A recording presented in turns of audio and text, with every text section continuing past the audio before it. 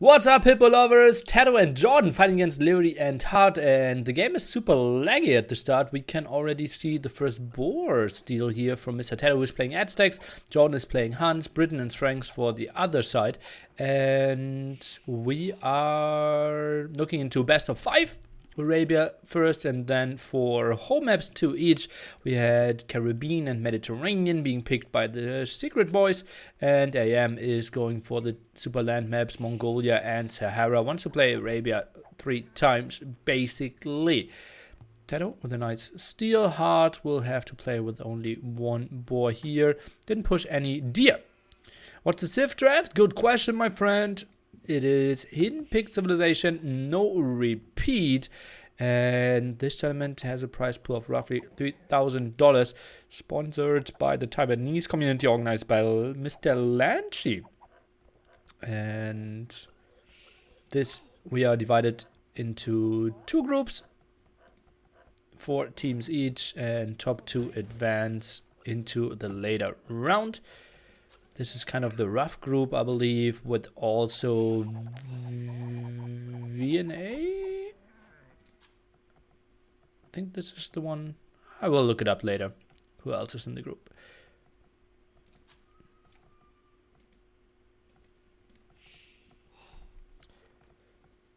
Viper doesn't play. No, he is traveling. He, I believe, can play next week, but I believe tomorrow there might even be, oh yeah, now I know the teams again. Vietnam against TaToH and Jordan. I won't be able to cast that. Going to travel. And do I hear another boar? Okay, from the top.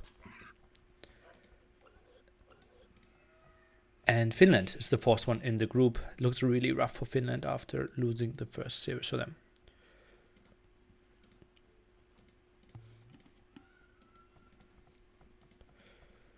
Barracks here from Liereyy could be a Drush FC, not the greatest gold here. Golds on the side. ECL America Finals. I just said it, the Viper won't be around to play for quite some time. They offered a time for next week. Tomorrow is Secret versus Brazil. Okay. Then it is Brazil. Who did they play against?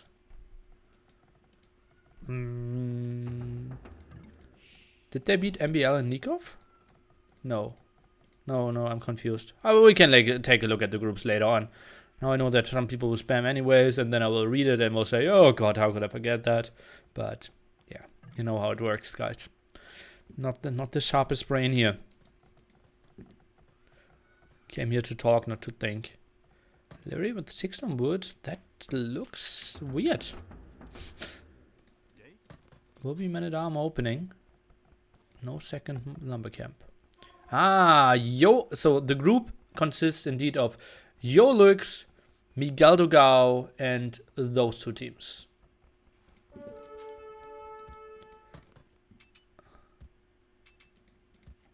Yeah, okay. And the other group is Finland, Vietnam, MBL Nikov, Doubt Slam.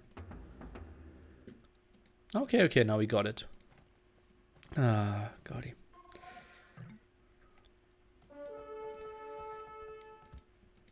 Okay, first kill of the game here. Jordan will probably take that one. Oh, even reposition. That was kind of a risky move in my opinion. And Liereyy, don't tell me he's playing aggressively, or is he just going for a deer? Okay, he's just going for deer. Jordan will lose his point of, his scout. Had to kill before though, and this is quite an open map. Let's take a look how he will be able to defend this one here.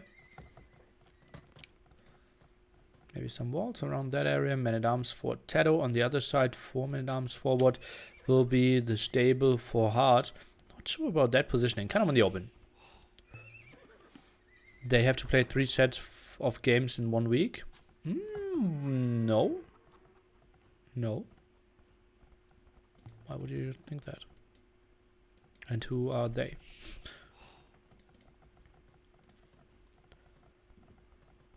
Doubt Slam sounds like a wrestling move. A bit. Well, Viper Slam would be even sicker, right?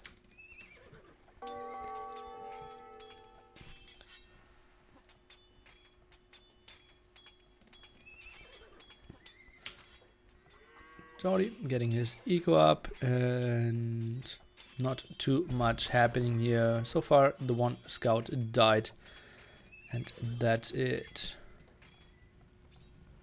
Would be slam dunk. Now that there's no player. Jordan quick odds, while those weren't the sickest ever, right? Still has one scout around. Liereyy should build some archer ranges here in the back. Farm eco behind this, and yeah, looking pretty solid. Oh, he's sending an archer over. Interesting team play. Nice move here. And one archer behind this will actually allow Hearrttt to stop repairing. Meanwhile, he's going for the counterattack. TaToH is looking at one archer range himself. Woodline somewhat open in the back here. That's only one woodline, so we'll get inefficient in quite some time. Some more walls at the top here. Now Jordan gets into some troubles. Didn't queue up a lot more scouts for quite some time. Archer range relatively late as well. Spearman number 1 getting focused down. Spearman number 2 trying to get some damage done. Micros around, waits for his friend. Friend arrives. Oh, and Hearrttt, he's just sending more out. Liereyy is not really putting his archers behind the stable though. Now going for some aggression here. Jordan already lost some HP on that villager. I'm not sure how that happened. Scout production somewhat stopped here. Villager goes down. Jordan tries to go out and she gets sniped. First skirmish out here at 50 minutes. Probably could have been a bit earlier. But that's easy for me to say. Meanwhile, we continue to engage here. 3 spearmen in the end went down. Those are 4 very low HP scouts and 3 more coming. So the aggression continues for sure. And, TaToH, he's moving out. He only has 1 spearman. 1 low HP spearman, I believe. Oh no, 45 HP. But that will be a heavy move in here. And TaToH, he has very little idea. Not a lot of vision. Look at how dark it is for him over here. And, well, some low HP villagers. And now, surprise! Scouts are moving in. First spearman is getting focused down. Scout is going down here. And those are all dropping off. But what is this? This is no quick wall, my friend. And, well, 1 villager down. And now needs to move. Is it maybe a second one going down? It looks like it. So nice moves here by Hearrttt for sure. Jordan is 5 villagers behind as well. Had a lot of idle time apparently. And, well, that counterattack won't do too much. Liereyy with solid numbers. TaToH in a world of pain. And, well, I did say I think the favorite of this series is Liereyy+Hearrttt as a team here. Or are the favorites. Next villager in danger. She's instantly going down. Scout's very low HP. 103 HP, for example. But TaToH's walling up, and he's now in the farm eco from Hearrttt as well. Who's walling off a bit.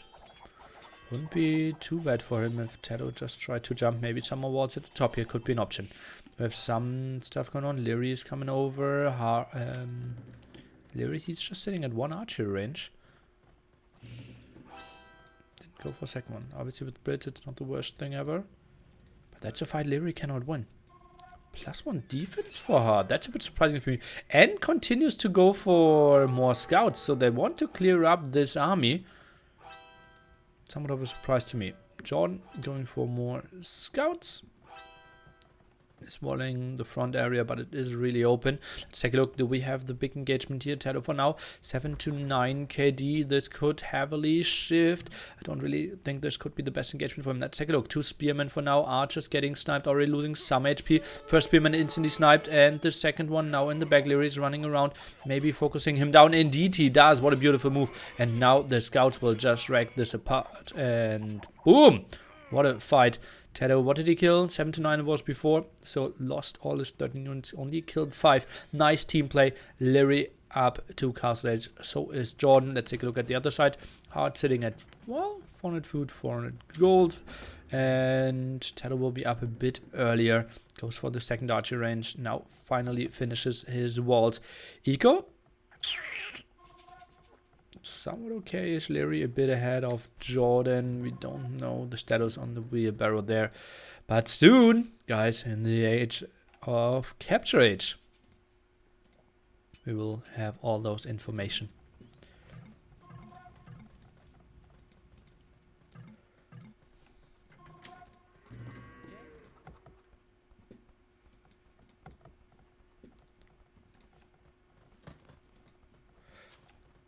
Okay, small time to kill some hippos. Jordan only 3 KD. Didn't do that much here. Had to defend at home. Now goes on to some stone. Wants to boom after building the defensive tower. What is he going for? Double stable, so that has to be knights. Goes for more walls. Not too pretty though. TaToH is moving out. Has 2 spearmen. Maybe more. Could even make sense. Sends another archer with it.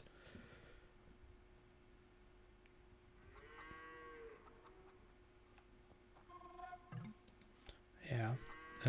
Capture age will obviously be changed, and layout positioning will be changed as well. We will have a test stream potentially, so maybe we can include some of your feedback for that as well. Currywurst, 1 year. Here's to a year. Cheers, man. Uh-oh, those scouts, I think they will get in. That's 2 walls he has to go for. Oh boy.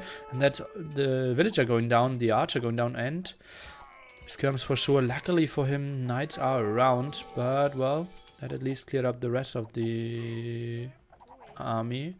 But this is a nice raid for TaToH. And he has only +1 attack. What? And now he's going back? Is fearing that knights are coming around. Okay.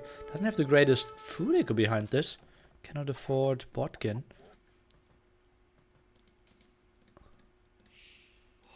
Is he staying around? Maybe wants to go for some more snipes. Needs more spearmen here. Or a monastery or something. This will indeed get cleared up. Blocking a lot of the eco. TaToH is looking quite okay against Hearrttt here, I would say. Jordan in some troubles in the long run against Liereyy though, who is, well, steadily booming away with 2 TCs. Liereyy coming over for kind of the 3rd time already. Can easily clear this up. TaToH doesn't really have the numbers. Is he trying to jump under? It looks a bit like he is thinking about it, but now we'll ignore it. And I think Hearrttt will clear it up regardless. And look at that. Michael back the low HP knight now goes down anyways. Maybe delete the house and then go back to work. All the army of Liereyy is a bit late. And he deleted the barracks, I believe. Indeed. Well, makes a lot of sense as well. Oh, but Jordan, he's losing quite a bit here. And ballistics already finished for Liereyy. So, oh, yeah. 3 knights lost here without any engagement. Everyone in the low 40s when it comes to villagers, except Liereyy, who is already looking at 51. Jordan should be trying to catch up here, but had some troubles since he needed to build the defensive tower. TC number 3 only coming now. Everyone at 3 TCs pretty soon, I believe. Liereyy 80 population, well, it's 42 military as well, right? That's a lot of crossbows. Maybe we need to see some production of mangonels. Looking pretty sick. Well, he only lost 8 units this game, right? How do they pick civs? In the game lobby, there's a drop-down menu, and then you can select a civilization. For example, TaToH, he selected Aztecs, Jordan selected Huns. You're very welcome, Draken.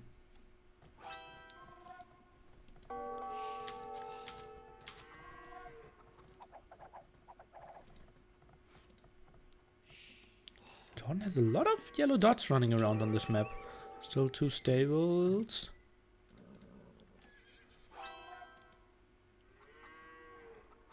Okay, Lierey's now going to the other side. Needs some buffer in front of him, though. Some more walls. Defensive monastery. When did he become so cynical? The question that actually needs a cynical answer as well, right? But I'm not falling for that trap. I became cynical. I cannot say this. Okay. Let's focus on the game. Ooh la la. Does Viper play this tournament? He is in the same team as TaToH and Jordan, but they knew that he was traveling, so they signed up with 3 people, and he might play later stages if Jordan and TaToH will make it into the other phase of the tournament, which, well, will be tricky. Uh-oh, why is he ungarrisoning all the villagers? Liereyy, that was 3-4 villager loss without any real reason for it. TaToH is coming over as well. Cross was still around. And Liereyy, he doesn't know what to do with the army. Look at that. He's at 11 kills as well. Yeah, I said he doesn't have a lot of losses. But honestly, he doesn't have a lot of kills either. And now, well, the eco kind of stayed the same, the advantage here, instead of increasing. But he's thinking about imping. Turns number 3 and 4 in production, or just finished as well. Midterm numbers 51 for him. That's really brutal once he gets to Arbalest as well. Can you shortly explain how this tournament works? Exclamation mark DA will give you all the info, and then you can read up yourself. That it's divided into 2 groups of 4 each. We have 3 different leagues though. So for lower players, this is a tournament as well. 3K prize pool. Top 2 out of the 2 groups are making it into the bracket stage. Liereyy plays so strong in this game. Well, he didn't get any attack in his face since this raid, right? Or before this raid, I mean. So, yeah, everyone else got attacked. Jordan now adding stables, goes up to 4. But then he needs to make something happen pretty damn quickly, honestly. If those crossman numbers are getting Arbalest numbers, kind of feels over.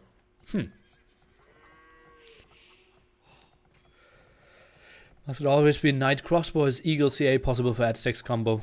Well, Eagle CA isn't that great. It's just weaker.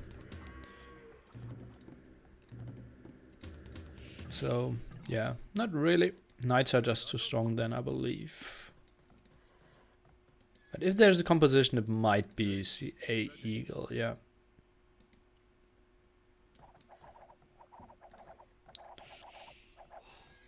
TaToH transition into Eagle's Nymph? I think so, yes. Yeah, and he's already building more barracks. As we all know, Aztecs lacking the last defense upgrade, so the Arbalest actually not that tanky in big fights.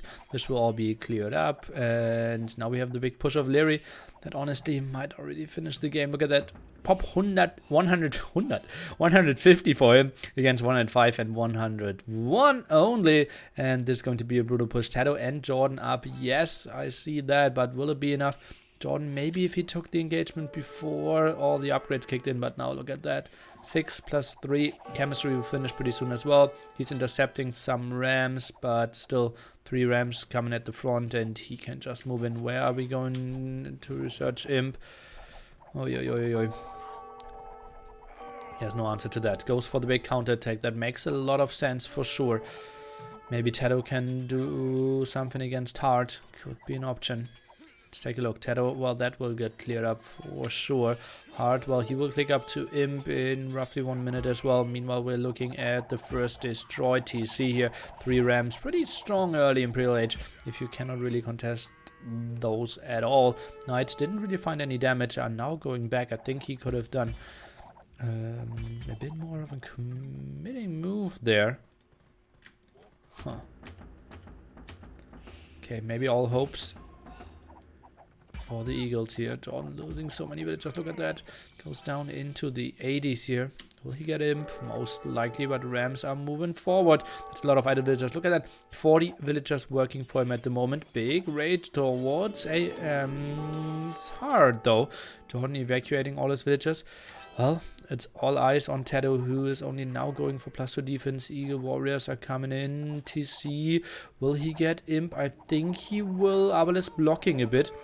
He's actually now trying to repair, getting some more HP on that one. Will reach Imp. TaToH needs to overboom and send resources to Jordan. Might even send those villagers away. And that's sick military numbers. Look at that. Pop 180. Secret together it has 173. Jordan. Oh, it doesn't look too great for him. And Heart He just continues to build Cavaliers, and then Eagles won't do much anymore. 144 HP for those Frankish ones. We see Liereyy distributing some resources to Hearrttt, who, well, keeps up his production. Not that great on gold here. Okay, he's getting a lot of gold in the back. Next you see going down Jordan. Look at his starting base. There's not a single villager really working anymore. So there's some scrapped around here, but I think it's very optimistic to think that TaToH can carry this game that well. Maybe if Hearrttt reaches Imp, that might trigger Secret to just resign, them knowing, okay, that's still a lot of knights and to be cavaliers left. We cannot really do much, and they might resign this one. First raid here at the front kind of already stopped. Arbalists are now coming over, and those can even contest those eagles quite okay-ish, I believe. Won't really do too much damage. I think 2 per shot indeed. And defensive castle is now up, but those are solid numbers. Okay, TaToH is now going for the kill here, and I think he might win this one. We'll have a lot of eagles lost as well. Cavaliers are in the center of the map, as you can see. That's a really nice engagement for TaToH, but, well, he cannot do this endlessly. And Liereyy, he's at pop 180, even if he loses all his army. Yeah, it is somewhat costly, but it's still a complete 2v1 for at least 5 to maybe even 10 more minutes, something like that. TaToH, he is going for some more attacks in the center, will get denied on that front. Liereyy is trying to micro a bit. No, actually, let's them die. Cavalier upgrade is kicking in now. +4 defense for Hearrttt already researched, and TaToH, well, he is still fighting with them. But in the end, I think the Cavalier numbers will just be too sick. Liereyy continues to sling. Hearrttt is now clicking Paladins as well, and then it's basically over for Eagle Warriors. They are good against Knights, okay-ish, still bad against Cavaliers, but against Paladins, they just simply die. 1-1. Secret is losing Arabia, and, well, not a great sign, because we have 2 more Arabia-style maps coming. But we also have to say that TaToH and Jordan didn't have the greatest maps. Jordan very open here at the front, and, well, Liereyy really a guy who punishes that quite nicely. 1-0 here for Liereyy and Hearrttt. As I said earlier, kind of my favorites in the book. Oops, that's the wrong file. And here we go, updating the score. And let's take a look at the achievements. Not too much to say, right? Nice team play, Liereyy coming over, but then he just took 0 damage after doing quite a bit to Jordan early on, who was like 5 villagers behind very early on. Quite surprising. And then just Mass Arbalist smashed Jordan, who went for a lot of knights, but couldn't really get the kills in. Well, work fine stream. First one with 25 months. Cheers, man. They're actually with an even KD after he had the big fight against TaToH. And 93 military at one point. That's pretty damn brutal in a 42-minute game. You can see Liereyy over boom to sling hard as well. Beautiful team play there. And, well, solid performance. Next map will be Mediterranean. And then we have Sahara.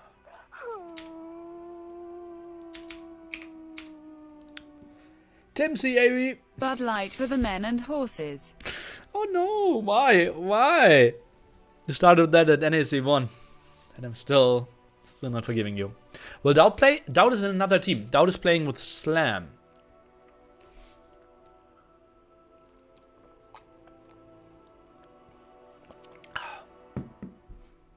Okay, let me see. Is that? No, that's the picture. I should have brackets somewhere, right? What is that? Okay, I can replace that. So we can reduce the number of questions. Double ages, rules and settings, bracket, challenge, bracket. Okay, no need to adjust that most likely. Oh no, oh that worked well.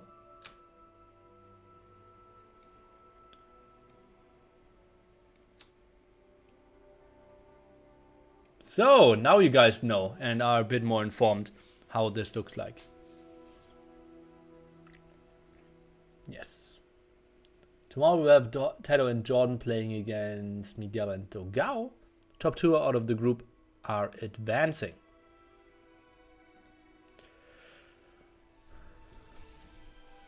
I guess Viper's still struggling to find motivation, invest time to effort in AoE2.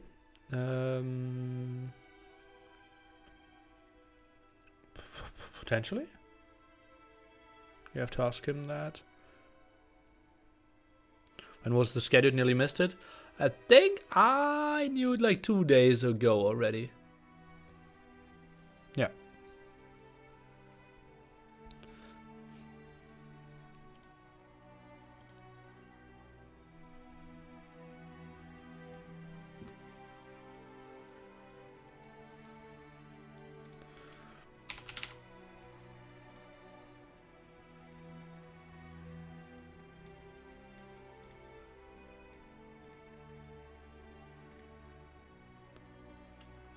Quando eu tô com certas dúvidas.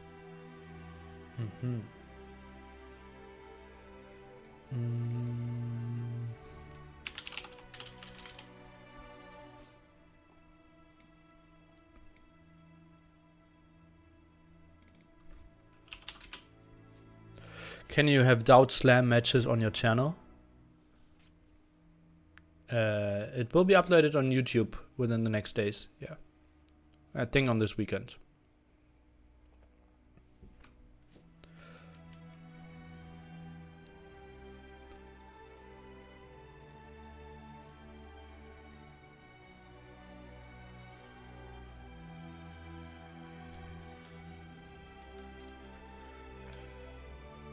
Okay, Mediterranean, now the whole map of TaToH and Jordan, starting any second, and after this we will have the whole map of Liereyy+Hearrttt, Sahara, Caribbean and Mongolia if needed after that. Strong civilizations could be Japanese, Malay, Italians, Mongols, all those. And we are jumping into game number 2. Series is far from over, and right to God.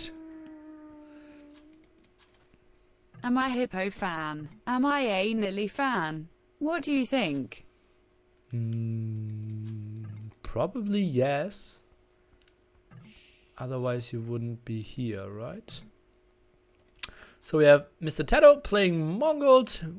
This guy in yellow, I'm not really sure how he is looking like.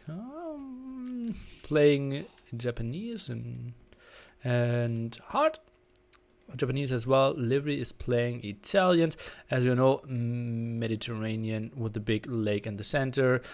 Outside is somewhat wallable, sometimes a bit more open, but in general, who wins the water wins the game. Mongols, well, maybe we will see some very early aggression. Maybe it's just for the early uptime. A lot of deer pushing very early on as well. TaToH against Liereyy, I prefer that. Well, potentially for entertaining games, yeah, but you also have to think about that this will be a very heavy team game based. Or for what is? Why did no one pick Britons? And Jordan will really clackety clack a lot for him. Click. Click. No, Jordan. Click. Click. He's even sending some sheep over to TaToH. But only 3. He keeps 2 for himself. And, well, maybe Britons would have been a better version. Yeah, do you remember the sheep train from NAC1? That was on Mediterranean as well. The famous Liereyy against Viper game. That, well, I think it was game number 3. Why Mongols? I think for the pressure on water. Bullfire ass here. Might be tricky for TaToH if he gets the dog up. Mongols to TaToH rush? Not really.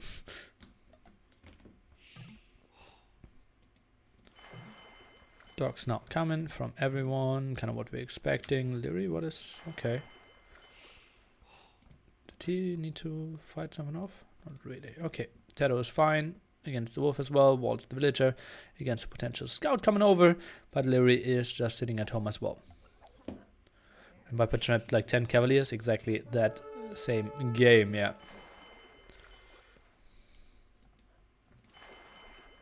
That's actually a pretty solid fish here.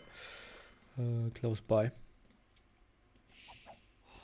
Not that great for Hart in comparison. Not that great for Jordan in comparison. Not that great for TaToH in comparison. So, well, now I know why the Liereyy is so good. Because he has endless amount of deep fish directly in his dock. Kind of feels unfair. Oh, but then didn't even have the waypoint.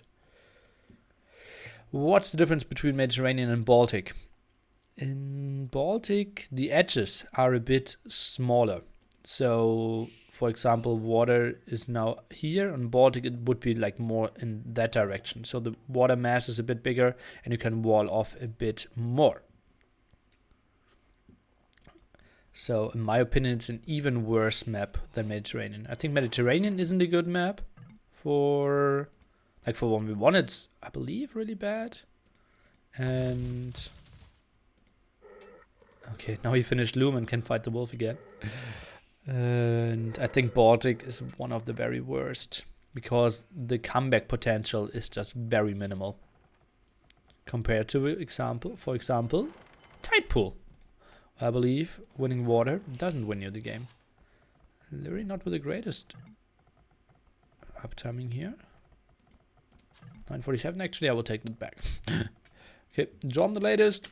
Playing Japanese here. Not the greatest. Oh, I hear some scout fighting. Okay, that's just against the villager. Nothing really happening. 514 food. Now drops the rest. Could go for the other straggler. Kind of doesn't see that one, and villagers really blocking each other here. Oh, the rent joke. I might draw. Oh, TaToH. That will be landing hopefully in between them. Okay, so now that's the info here. So I want to see TaToH landing in that area. Okay. Reminds me a bit of the first Escape Gaming. Oh god, but he is late. I think he should add a fire galley regardless. Dog now. Is he on gold? No. So that will be scouts from him.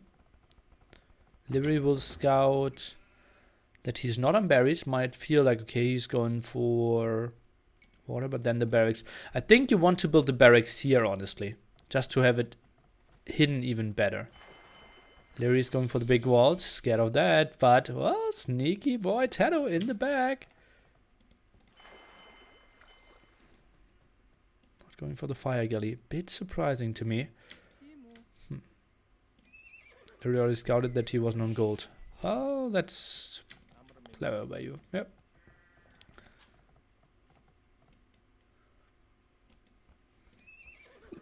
Stable number 1. And what's the reaction here? Liereyy, he just walled everything. They completely ignore the fact that there could have been a landing in between of them. Stable could have been up in a minute earlier if TaToH's build was a bit cleaner, but obviously that's easier said than done. Did push some of the deer, now finding some more sheep, send some villagers on gold. Could be an archer range to follow this up, indeed. Scout is around, and that actually should give Liereyy an indication. Okay, where is their scout from that direction? That's a bit weird. Find some sheep, we'll send those back. And some archers. Second archer range, scouts, let's take a look what they can do. Jordan, he's fighting on water alone for now. TaToH loses his fishing ships, and kind of an option that Liereyy instantly adds some of his own now. Scout of Hart is going down. Still a lot of sheep here. Really sexy for TaToH. And now the first attack on land. TaToH. Oh god, oh god, oh god, oh god. What is he doing? TaToH. And that allows Hart to get the quick walls done. If he went into the gold or wood line a bit earlier. And that wasn't the greatest scouting there. Small mistake. But he can send archers over.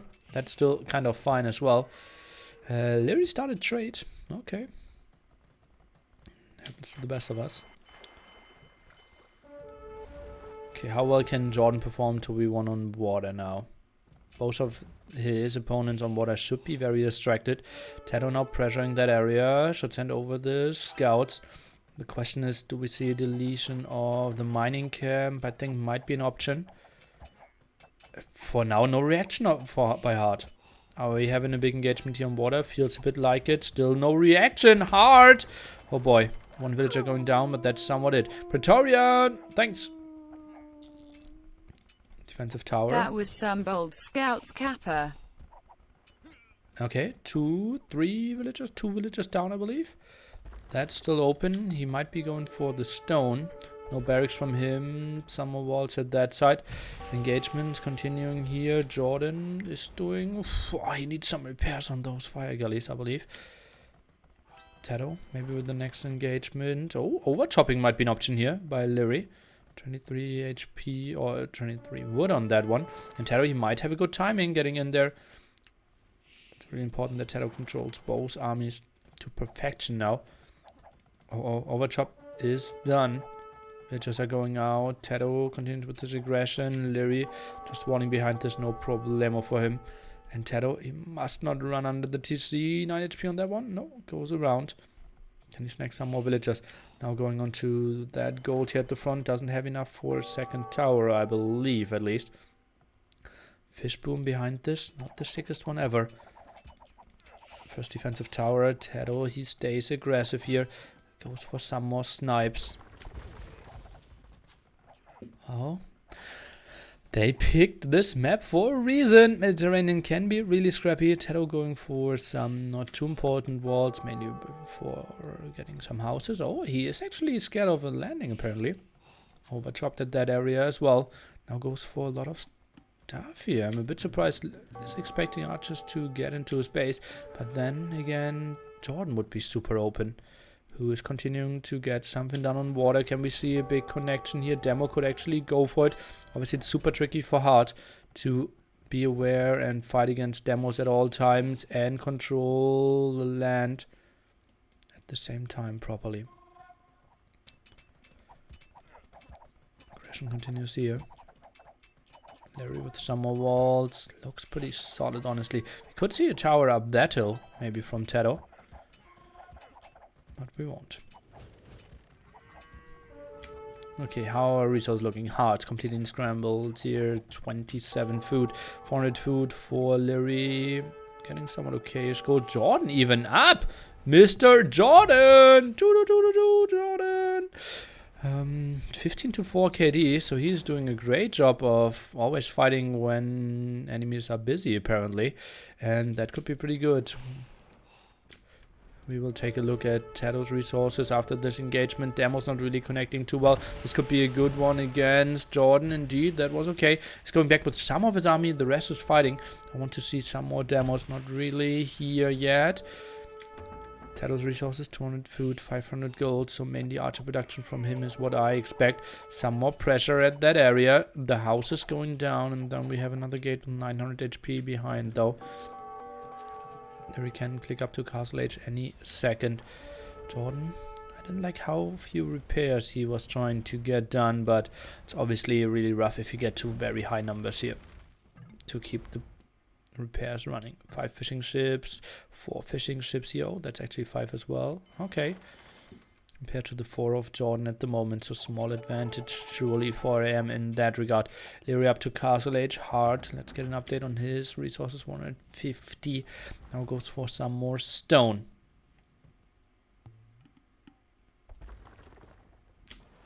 It was GG. Once TaToH hit hard and JorDan kept water. I disagreed.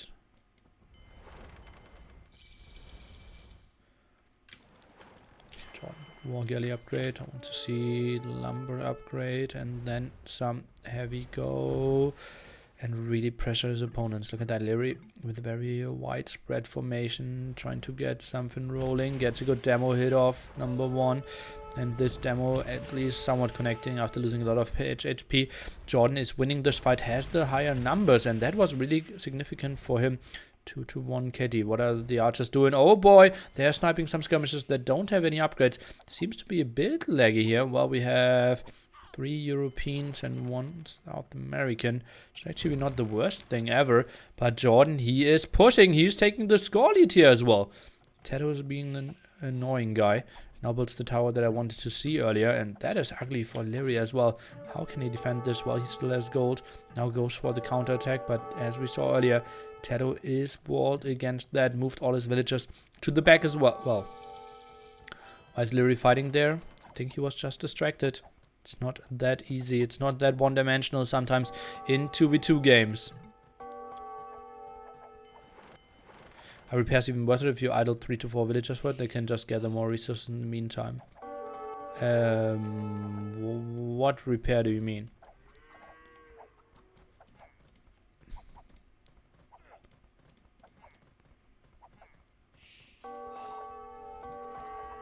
You mean repair of the ship?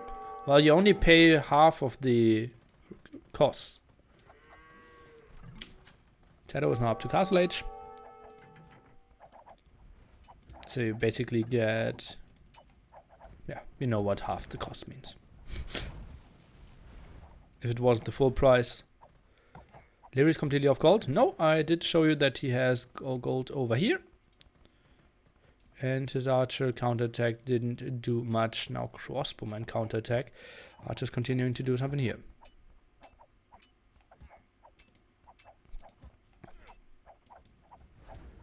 Tower staying active. Could attack that other tower. What? How can that tower attack but that one can't? Sometimes I don't understand Age of Empires. Weird. So that's this line. So from here 8 tiles apparently, but here 8 tiles doesn't work. Weird. TaToH, I want to see a second stable from him. He has a lot of resources in the bank here when it comes to wood. Still has his 2 villagers around as well, both with full HP as well. He's now moving back. Goes for the second stable. Is continuing to stay very annoying in between those players here. Lierey's going for the aggressive siege workshop. TaToH might need to be forced to build a defensive stable, and he actually is. He's building the scout here and opened that, so he will scout that area. This guy has an IQ. Probably even in the 2, maybe even 3 digits here. Probably 2 digits. That is a really clever play by him. Sending the scout out. Let's take a look if the scout can actually get the vision. Sees the siege workshop instantly. That is just perfect for him. Sees more crossbowmen. Now we have the 5 crossbowmen of Liereyy coming around. Jordan could get some problems here, but has 1, 2 extra TCs as well. And now goes Monastery Archery Ranges. Is expecting an attack from Heart. Did he see that one? Not really. Just realizing, okay, I won water. So this might be the next step of the game here. Liereyy deleting his dock even. And now, Doubt knows how those TCs are working.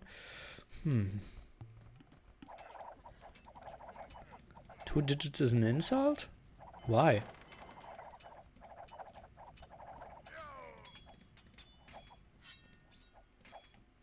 Why?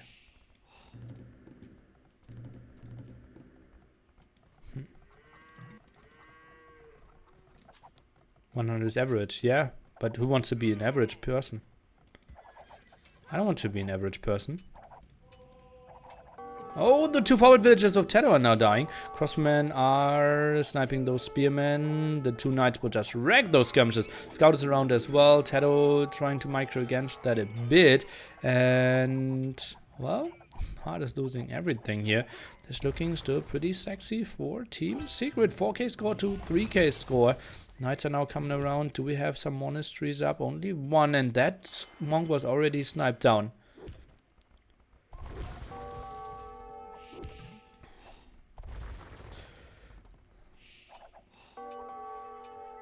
Ooh, I think we have a timeout here. Yeah.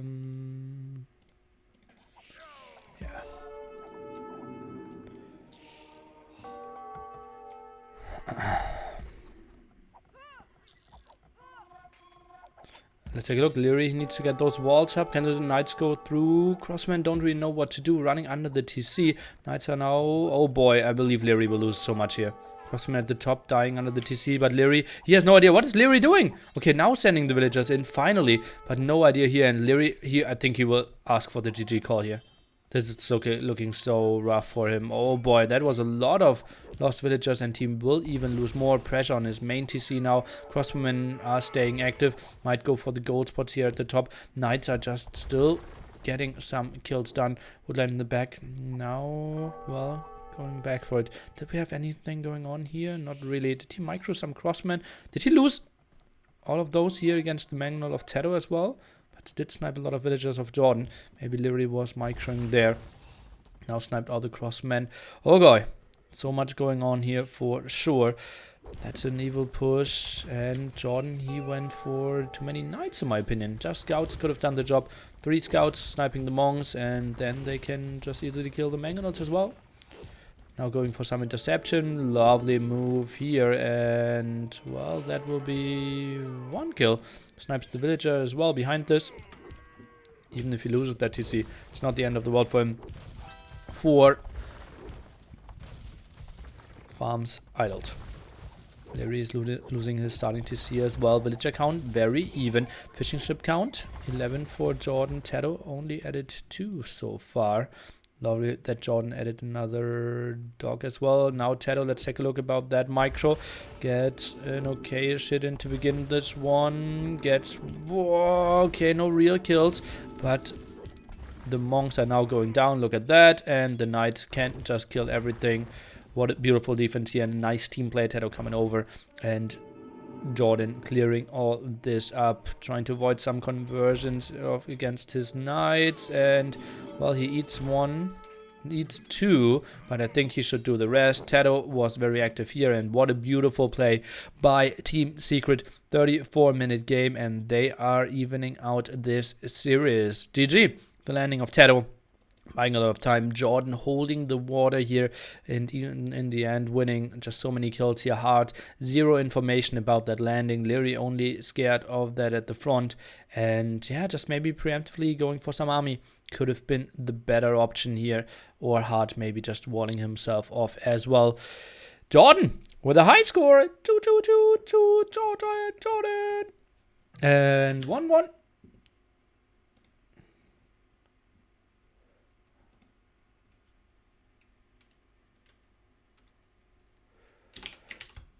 And that means we will go into Mongolia. Oh no, Sahara, I believe. With an even score. And yeah, happy for those. Nice approach there for sure.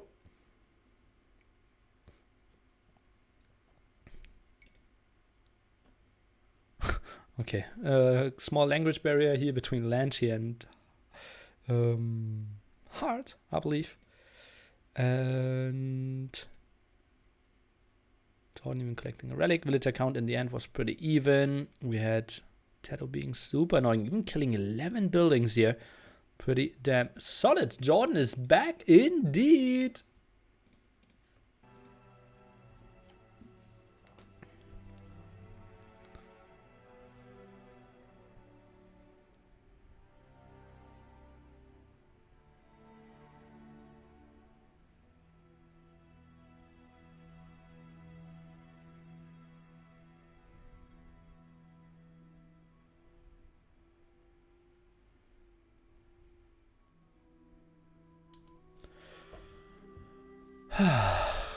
Man, the joke will never get old. That Jordan is back? What joke? Jordan ain't no joke. True.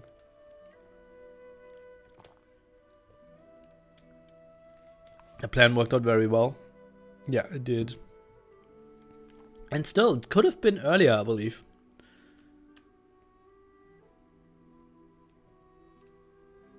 No, but still, surely well played.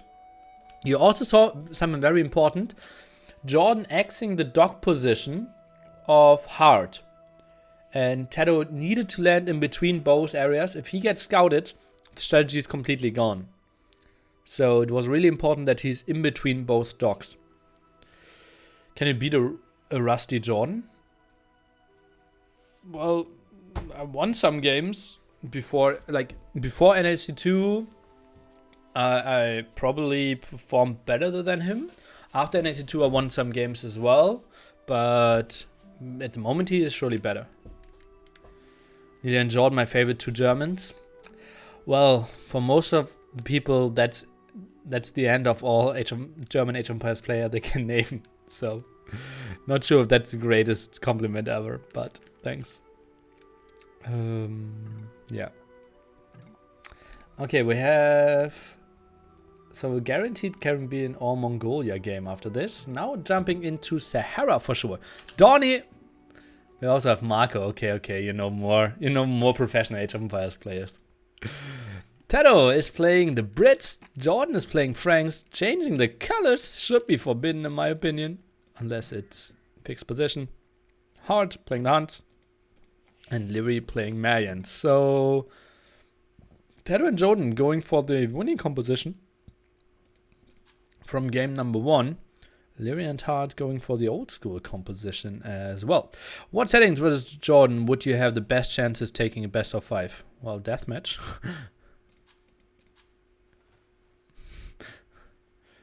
Yeah. Devi, Mara. There are so many. You all know them. TaToH even sending 6 on Fuji, although he's Britons. Normally you could be fine with 5. Didn't really like the positioning here for any potential lumber camps. That's why he went for this one.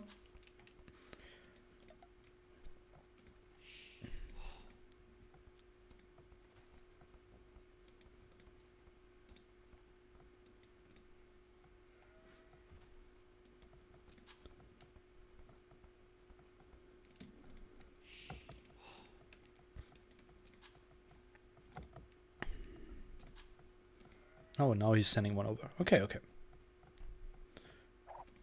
Uh-oh, Liereyy, he is up for some laming.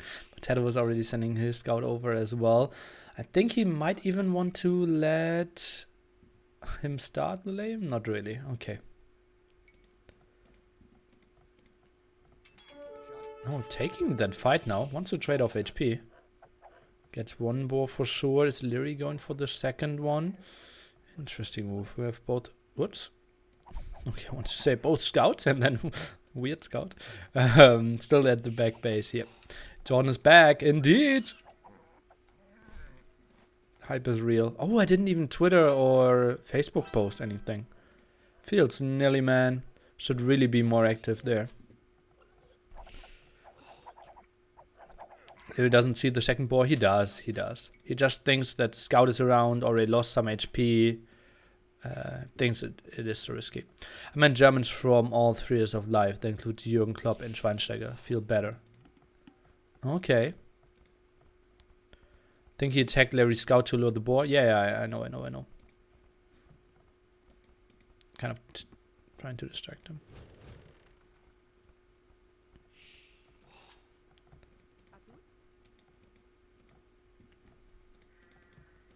Do you think anyone ever came into a soccer forum or a soccer stream or something and said, "Oh God, I love Klopp so much. He's probably my favorite German." Yeah.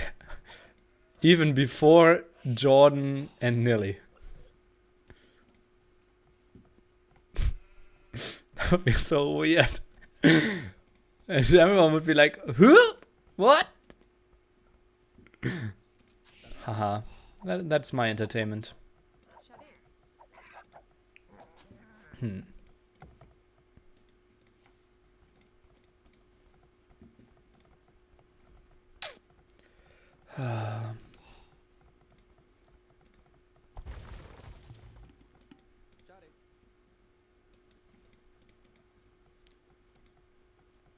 Only in our dreams. Guys, you are seeing something that you won't see during Clash of the Hippo 5. 7.5 minutes of boredom. Most exciting thing was 2 scouts attacking each other for 3 hits and then going back. I like Klopp more than you, certainly. See ya, Frickler. Timeout user.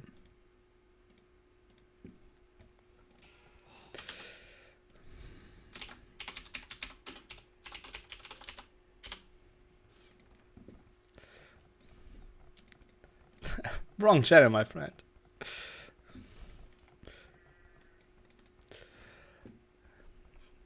Now, who is your god?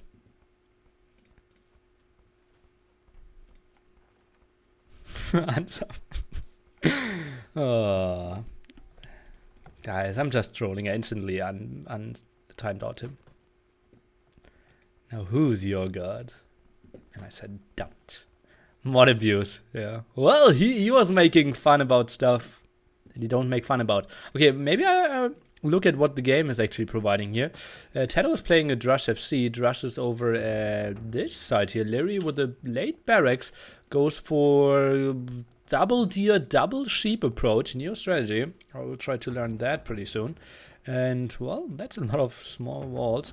And on the other side, we have Jordan going for scouts and Hart going for scouts, so no surprises there.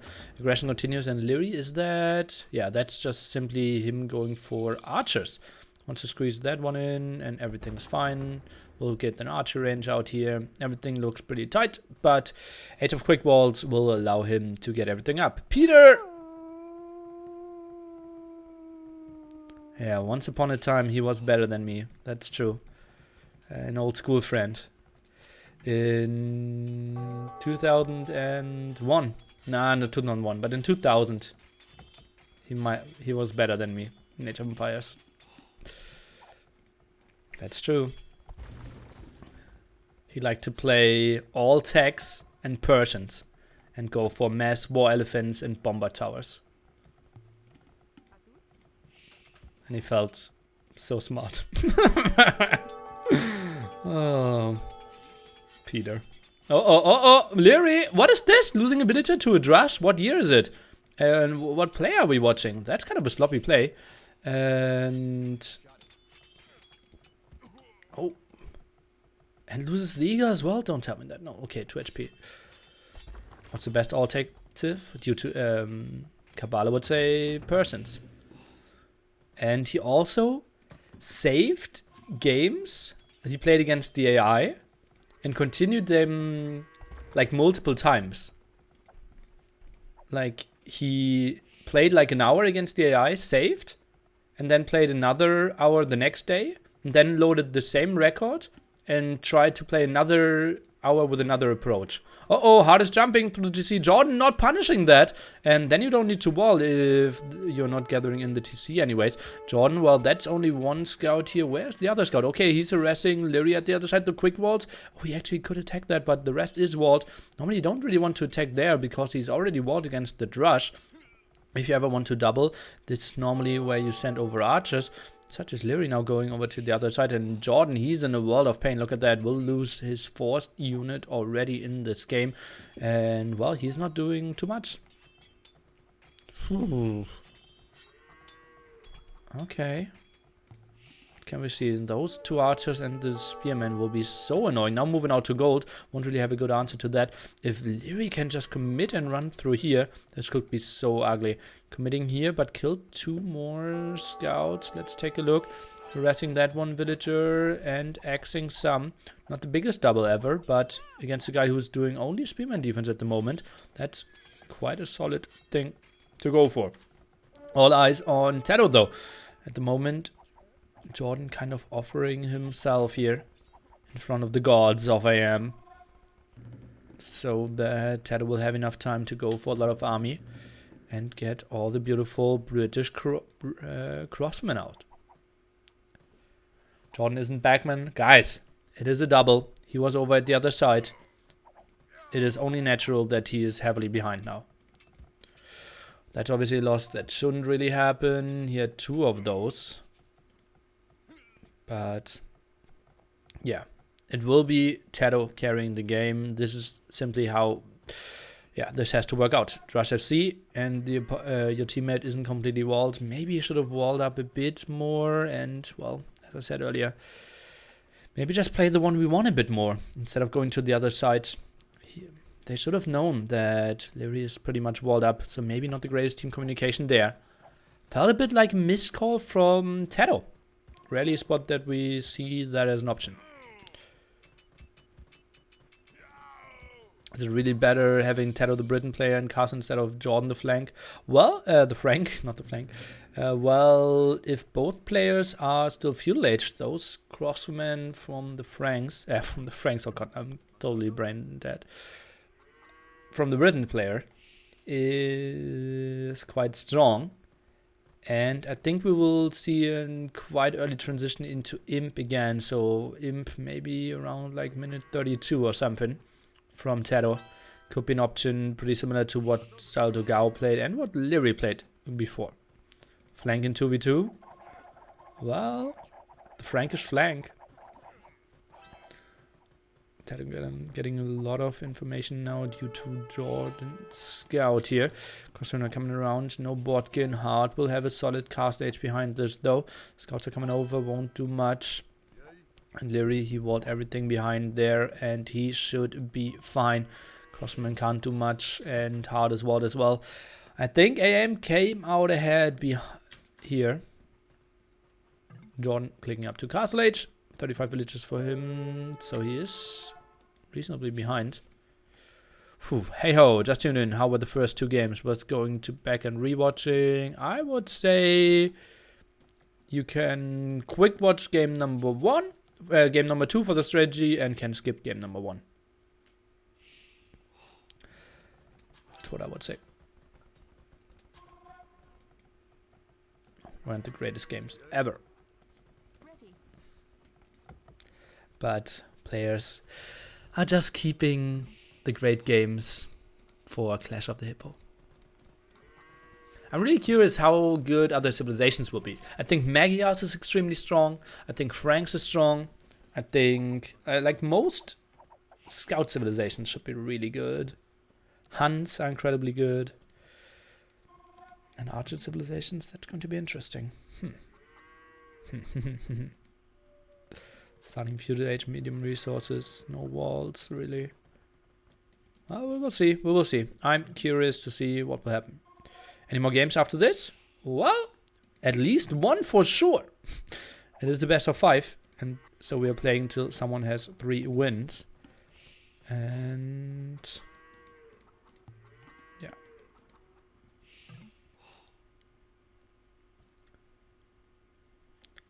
Any more serious? Nothing really planned. No.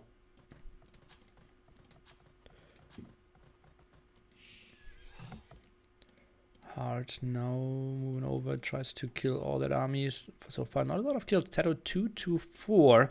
And that was the one villager very early on. And maybe the scout of Liereyy? No, not really. Maybe a spearman or something. So that he didn't get. Oh, maybe he got 1 scout here, right? Yeah, exactly.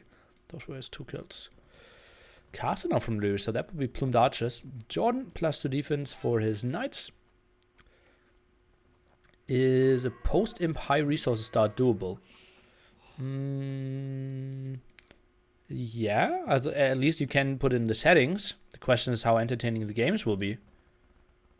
There was Castle Age start tournament once, mega random, which I believe TaToH won. Yeah.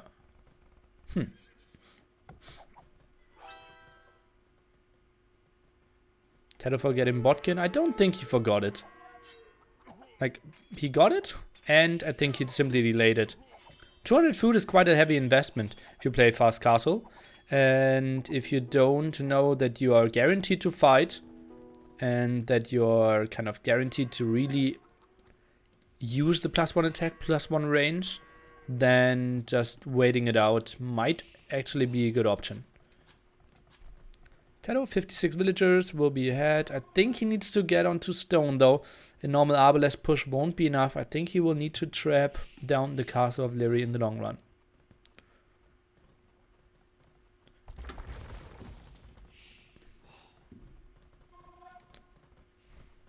So, TC number 3. 43 villagers for him. Hard happily ahead here. Is he not having a 30C? Am I confused? Okay, now building it over at the frontier. TaToH with a great eco. And Jordan with a lot of vision. Has +2 defense. Husbandry now being checked for hard.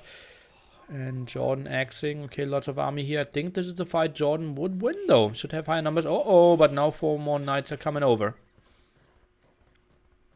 What is this? Arena? No, Sahara is the map.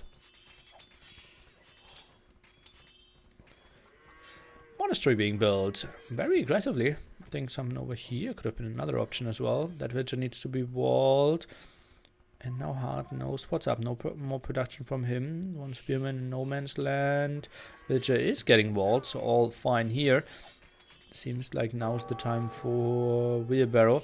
Hart now clicking forging, wants to take the fights a bit better. Plumdarchers around, and well, what are we axing? What amount of knights? Oh, TaToH is coming over. Okay, I know he has a university. Not sure if he has ballistics. Now trying to snipe some down. We will take a close look here, and he 2 volleys those, and yeah, he has ballistics. So nice 3 snipes here. John trying to close the distance here, and now some aggression towards Hart could be an option. As we all know, Sahara, most of the time you have very exposed gold spots, so this is going to be a rough one. TC number 4 though, and TaToH is slinging Jordan. What? What? TaToH is slinging Jordan into mass knights, or what is this? Now stables added. Hart gave some stone to Liereyy, but that's only because he can't use it anymore, and Liereyy will just go for another castle. This is so weird. This is so weird. And like, what are they doing? Like, Frank's mass knight push, and they're only killing the Hun player. They need to kill the Mayan player if they want to do any damage. This could just be mass plumed archers later on. Ay, ay, ay, ay. Sting the superior player. Yeah, apparently. Jordan? Or is that just... TaToH? Yeah. That's him going for the complete sling. 40 Cs though for Hart, so even if he loses a lot of villagers, he can replenish those. And they can just wait for mass plumed archers to come over. Whew, interesting strategy choice. Something I didn't see coming. To suddenly sling the Frank player here. Is that going to work? Jordan, he needs to keep up his production. Does not want to have any resources banked up here. Is he thinking about Imp? Might be an option. Now plumed archers are moving in. Where are the knights? Jordan a bit out of position. Nimloen, thanks for the year. And, well, this isn't the greatest engagement. Jordan was a bit out of position. Now +2/+2. Knights are coming forward. Hart is only having +1. And TaToH is losing a lot of his crossmen. Jordan, he didn't fight for quite some time. Now this is the first time that he really positions himself into a reasonable position. Knight in the back still going for some raids here. And, well, those were heavy losses for TaToH. It just feels like Jordan even needs to go back here. And this is, honestly, Secret is ahead in score, but I think they lost the game here with this fight. I think the game might be over. Jordan and his amount of resources doesn't really have the buildings, apparently. His production wasn't on point. Stable now being used. Castle. Okay, chivalry. Needs to be a good update. Okay, 100 food for Hart, so I might have overstated this, but Liereyy will be up as well. Oh boy, this is going to be an uphill battle for Secret. Mass Cavaliers. Well, maybe they can catch Liereyy off guard and get a lot of kills for him, but well, he has nice castles as well. Where is he sending those villagers? Oh, he's trying to pressure Jordan with a very aggressive castle. Well, that won't work. That won't work. That's actually really good for Secret. Oh boy, score still super close. Jordan could get up to full numbers. Why is he not clicking chivalry? Would be so good in this spot. Also, increases the attack speed for Cavaliers and Paladins so much, it's ridiculous. Monks now are nicely jumping into the castle. Doesn't want to get sniped there. AM apparently doesn't know about the sling. Crossman production continues now. Hard is up. Jordan needs to carry. Jordan needs to carry. Does he have any idea what the castle? No. He sees a lot of army in front of him. Does he... How is his gold income looking? Has one spot over here. Where's his third one? Maybe in the back here? Did I miss something? Not really. Can't find his third gold spot. Oh, at the front. Yeah. Okay, chivalry. Now coming. Jordan is imp. That might be surprising for AM. And they didn't see crossbows for quite some time. Now they see some again.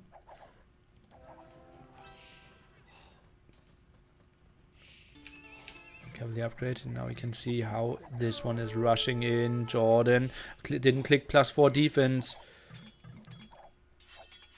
Okay, now he does. Here we go. Our production continues. We need a lot of traps. Something that Jordan is going for. Okay. I caught this one way too early. I think still that wasn't a great fight. Population is looking better. I remember that Secret is losing a lot of resources by slinging here due to the tax in Age of Empires.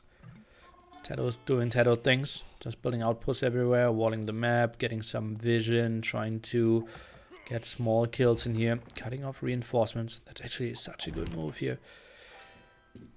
Paladin upgrade for Jordan now on the way as well. Is he moving in? Still dancing around. Won't be the greatest fight for him. Hard, still not imp though. And this is a good fight for Jordan. Is trying to commit here. Is getting some kills in. And this is okay. Hill advantage now for Liereyy in the back. Traps are in some danger. Monks are getting some conversions in. Trap is being sent back further. Knights, well, some went down. We're just waiting for Paladins. And I think then he will engage. Still, production could be a bit better. Needs to get all resources on the map. This is such a crucial moment. Whew.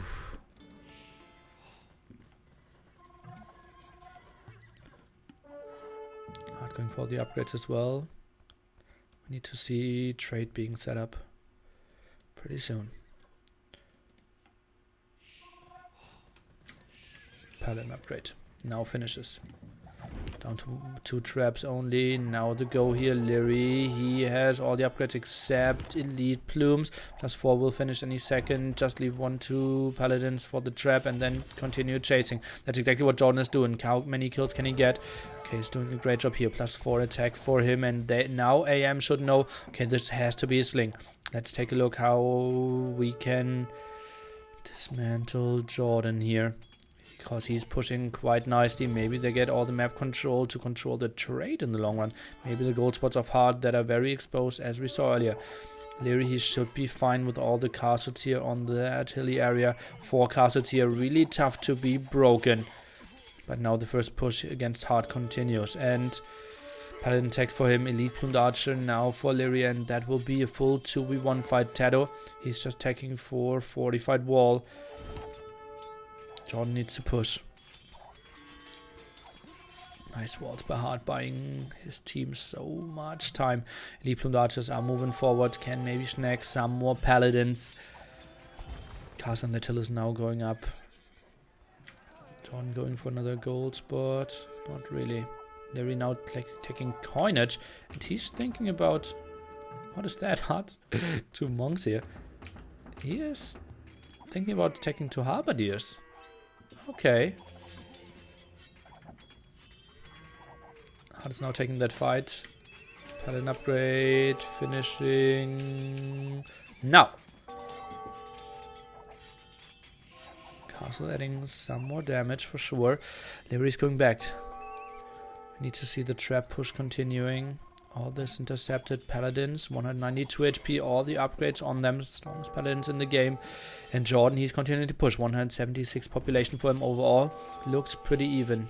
Fortified wall, all that wall off. Liereyy is even walling that area as well, so both kind of fine with, well, non-attack treaty there. Liereyy +4 defense, and that will be a deadly halberdier push into the base of TaToH, who doesn't have a lot to defend. Trade not rolling so far. First trade cuts now started from Jordan. He's playing out of his mind. Pop 180, and now the push continues. Castle is falling. Can he maybe break hard and then we just play mass paladins against plumed archer halberdier numbers? But I didn't see the halberdier tag yet either, so it's mainly pikemen for now. Now the paladins are moving in and traps are moving forward as well. Guard tower attack for TaToH. I have no idea why he's going for that one. See, he's actually going for it. Needs to lead his starting market. That's really important for him as well. Forging now being tagged. He is going for more push. But for now, sending the pikemen back. Maybe not the greatest thing. Let's take a look. Jordan, can he maybe jump onto all of those plumed archers? They could find a nice spot here. Or just move back. This could be a big engagement. If Hart feels like they want to take this one, he's kind of the guy who needs to give the attack sign. Jordan walling all of this off as well. Blocked all the villagers here. Trade not an option for him. Time is ticking for Team Secret here, at least in the maybe like 10-minute department. In the next minutes, Jordan maybe needs to mess up. 70 military for him. Compare that to the 120 that AM has on the field. But still, Frankish Paladins quite strong last time I checked.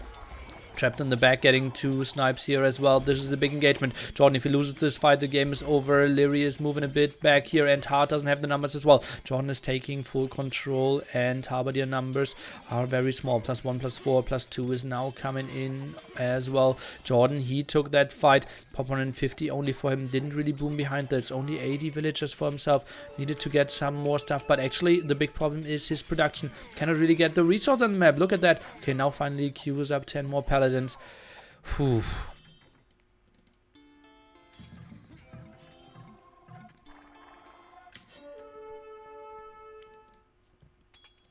Trade denied indeed. What are the next steps? Liereyy, he's going for caravans. But where is he trading to? For now, just camping them here. Jordan 60 military now, Hart with 40 paladins. This could be still a better win for Jordan. Doesn't have the hill advantage. So trying to jump under it is not taking the best engagement. I believe halberdiers are now kissing all the paladins here, but they're all dying. Jordan still with better reinforcements behind this as well. Plumed archers completely untouched, and Jordan, he's just patrolling in, wins the fight against all the paladins. Some of them still alive though, trying to snag the traps. And now more halberdiers. Liereyy. This could be rough for Jordan. Won't really have the most cost-efficient fights over and over again. That paladin will do a great job if he finds his proper target. Both traps went down. Hart is committing. Trap number 3 is going down as well. Jordan 40 military only. Liereyy at 70 here. This is the tricky thing for Jordan. How are gold spots looking? Not too great here, I believe. Is Jordan still getting any more gold income? Take a look. Gold minus 18 at the moment. No, Jordan is not getting any more gold. That's all the 18. Most of them kind of idle around this. Fortified wall for Jordan. Trying to buy himself a bit more time. Trade cards 26. It's still good for them. Liereyy going for guilds. Jordan needs to get higher numbers. TaToH probably going in now and adding some skirmishes.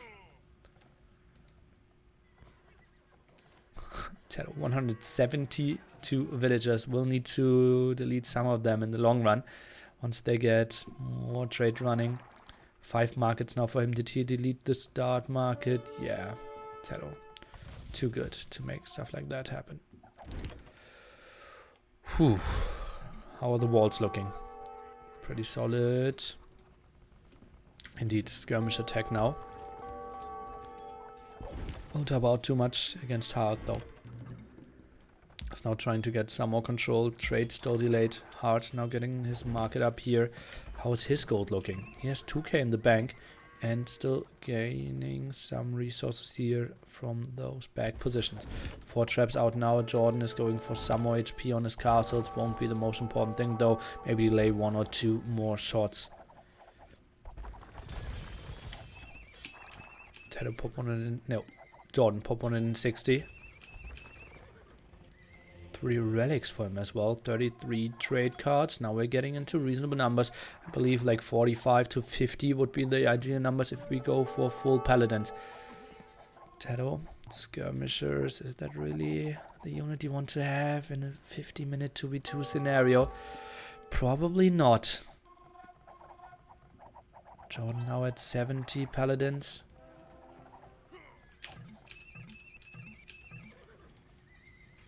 Castle of Jordan will fall as well. I think Hoardings didn't even finish. Oh, it did, I believe.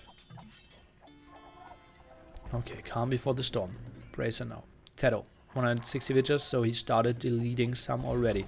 Chemistry and Bracer tries to snipe some of the Halberdiers. And going for that mining camp, didn't know that gold was already emptied out.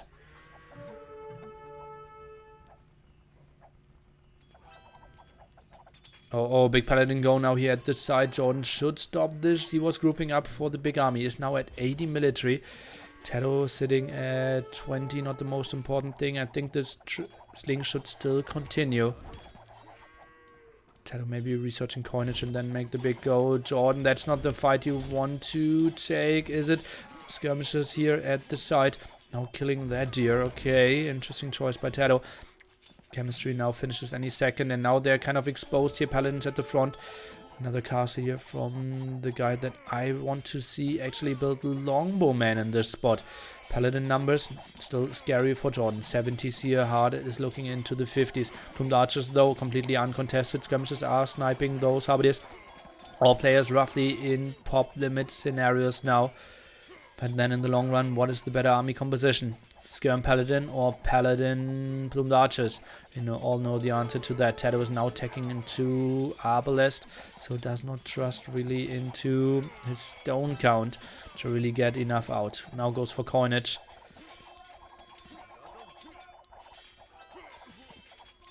There's some Arbalest behind this castle. Now being produced over here. That could be a good stone spot for TaToH to take.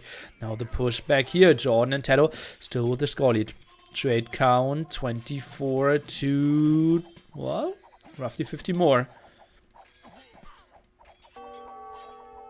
Traps getting sniped down. Geoman tag now as well. Skirmishes still doing some nice killing. Jordan, is he having the paladin numbers that they really need now? Only at 33. He's going down to pop 130.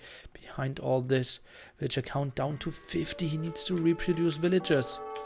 Really important for him. Is sitting at only 3 TCs at the moment. Those monks absolutely getting sniped here. I think TaToH is just way too active with those. And Jordan, where are his numbers? Maybe TaToH should continue slinging all the gold to Jordan so that they can get onto higher numbers. Well, he's sending all his 216 that he had, but it's not really enough. The push now starts here. TaToH is trying to defend. Indeed, onager defense might be something they're looking for. Castle behind this area. Paladin numbers. Okay-ish. Pop 150 for Jordan. That's the big problem of the game here. If he was pop 200, if he had 40 more paladins on the field, I think Secret were in a, or would be in a better position, but that's not really happening at the moment.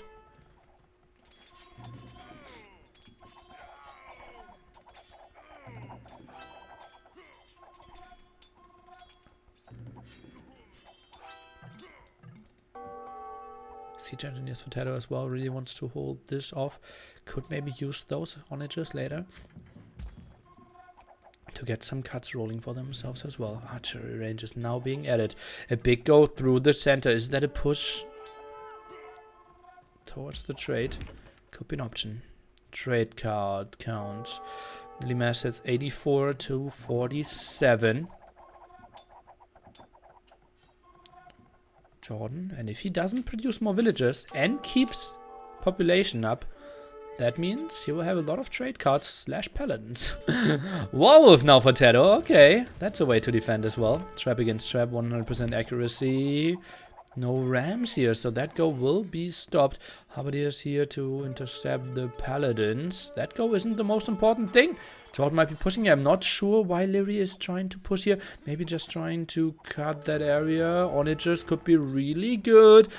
Intercepting all those plumed archers, but they will survive one onager shot, so we need higher numbers. Siege workshops now here, so actually a responsibility of, well, neither player don't have. Both don't have siege rams.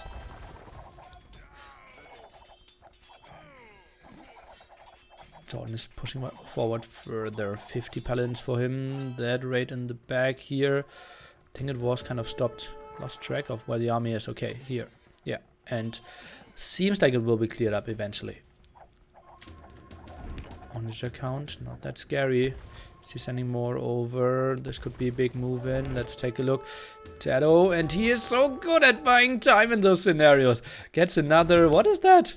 400 HP, he should instantly try to rebuild one. Okay, won't get it. Ballistics now for Hearrttt, not the most important thing. Some more shenanigans here. Ram push, not the most important thing. Oh, well, actually, they're only one screen away from the TC then. Jordan is back with his paladins. Is trying to reinforce back here. Plumed archers are now in the trade. Trade numbers 103 will surely fall down. Onagers not really here. Why did he not prepare more onagers? That is really rough. Have some go in the back here. And even that stopped hard. Did he delete his market? What is going on here? Why are there trade cards idle? Okay, maybe just a small mistake. TaToH attacking with his villagers, trying to get the attention away from the trade cards. Onager shot could now be flying in. Some plumed archers heard from earlier. Onager shot. First one is okay, I would say, really okay. Second one is connecting pretty well as well. Oh god, this was really, really nice for TaToH here, and that means the Paladins will just easily do the clear up. Meanwhile, we have the fight over here, and well, Paladin numbers are looking really small here. Jordan just having problems staying at pop limit here. He needs to continue with the production. How are resources looking? Still lacking gold. He is up to, or down to 53. So trade card numbers probably 30 lower than before the raid, but already rebuilding some. TaToH is losing his forward base here now. C-Tram from Hearrttt, and we have a really good game number 3 on our hands here.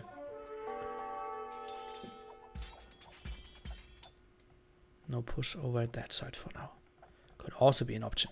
Just Onager card, send plumed archers in, win the game, if unspotted. Jordan still at 52 villagers. Those are not the numbers he needs. Now queues up 3 more in 1 TC. Okay, will easily win this fight. 40 military for him, 60 overall for Hearrttt, but he has his military spread around the map. But a lot more production coming this way. So Halberdiers now taking that fight. Paladins need to go back. Skirmish and Arbalest now reinforcing. Solid range on those Arbalest here with 11. Maybe still an option to see more castles. Halberdiers, they are now vanishing, but only after taking some Paladin lives with them first. Paladins at the right-hand side closing down the distance against TaToH's army, and I think this actually was still a better fight for Team Secret here. If we, think about cost efficiency, gold efficiency, it might have been better for AM. And, well, they're now up to 70 trade cards as well, so we now don't need to care too much more about gold efficiency in this one. Trades are now set up for both teams. Finally, at the roughly 66-minute mark in this game. Halberdier lives matter. Apparently they don't. Maybe all lives matter? Or only Halberdier's lives matter? Feel free to discuss. Thought some sneaked through here, but it's only some walls left.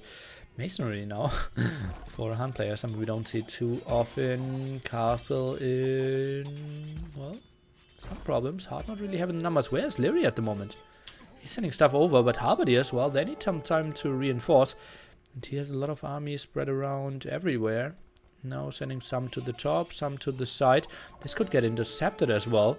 Paladins going back, and TaToH, he's just camping that hill. And Halberdiers, they will die, and then it's again a 2v1. Oh, our Paladins should have gone to the top, though. What is Jordan doing? Jordan!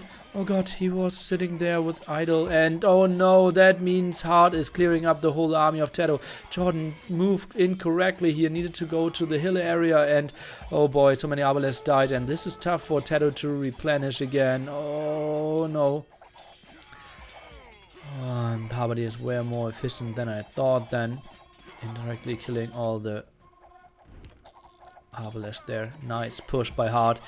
And I am in a good spot now. Mass stables here at the front as well. Cutting through that area. No onager shots connecting thus far.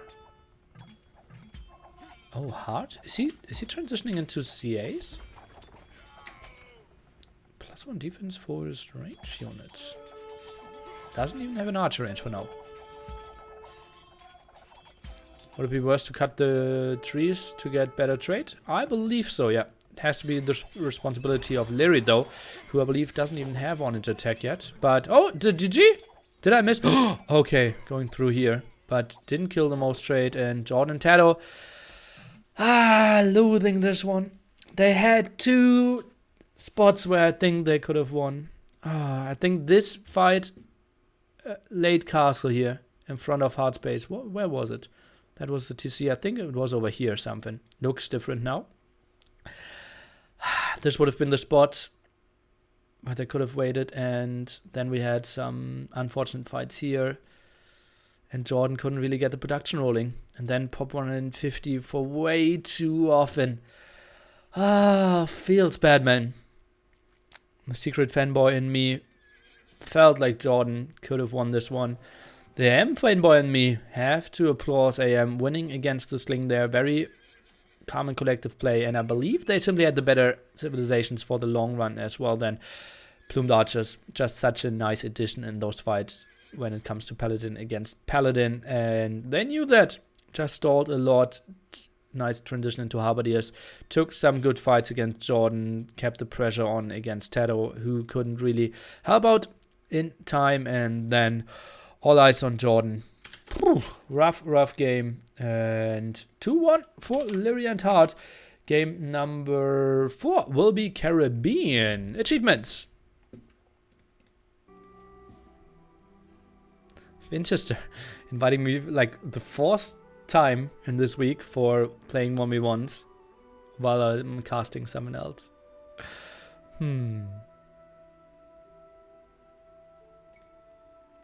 I have 2 boys in me, indeed. Jordan, greatest trade. Did that nice and early. Had a lot of gold control. But villager numbers. Maybe it was fine to not go that high. Maybe he then needed more trade. Are pros using the idle military hotkey a lot? Depends on the players. For example, the Max isn't using it because he's always playing with military map. I know that TaToH isn't using it either. Ghost of Yoda, thanks. Oh, Yoda. I want the team with the second best German player to win Nillekappa. And C. Pedro sadly isn't playing in this tournament. So, I don't really know who you mean. And Jolle behind this. Sub-trade.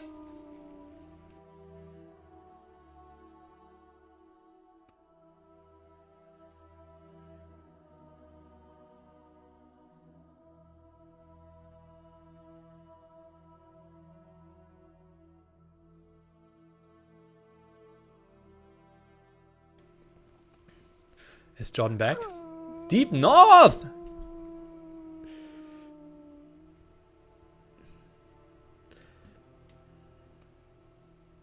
Max uses military map? Yes, he does. Okay, I need to write a message quickly and we will start pretty soon. Caribbean will be number 4, Mongolia number 5. If we get to that, great game number 3 for sure. Splash Diver, sub-train indeed. As you can see, nearly rolling away.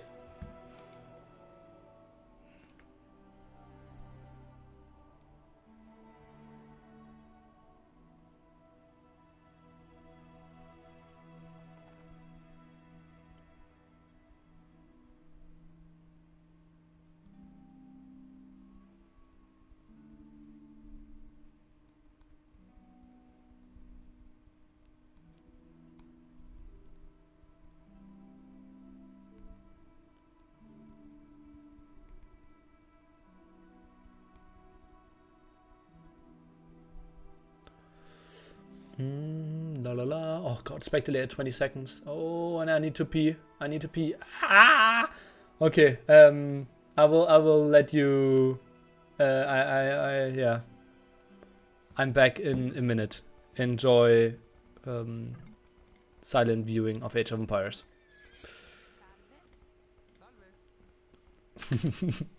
I'm back in a minute, as I said. Sorry.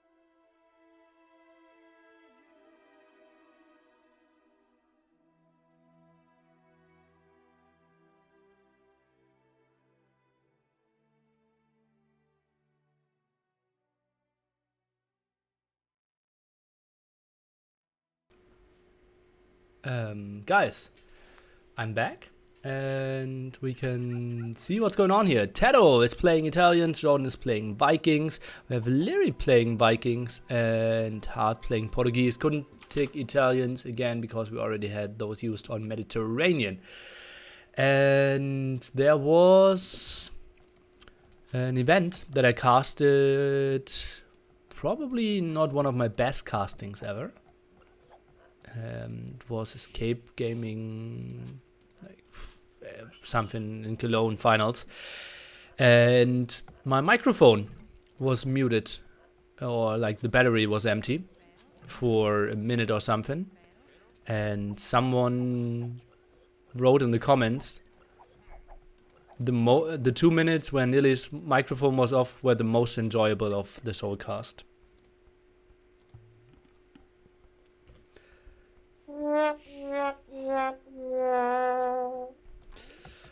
That hurt me hard, honestly.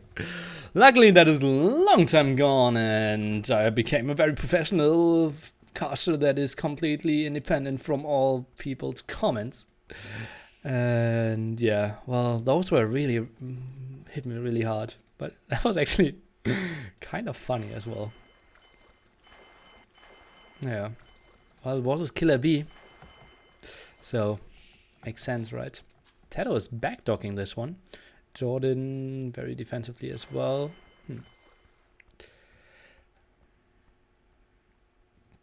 Yeah, it's sick that we remember one bad comment more than 10 good ones, right? Yeah. I had a very obese ex-girlfriend, and well, I called her fat once, but probably like beautiful like 10 times or something. And I always wondered why that is. That she still was super angry. And nowadays I know why. Because elephants don't forget.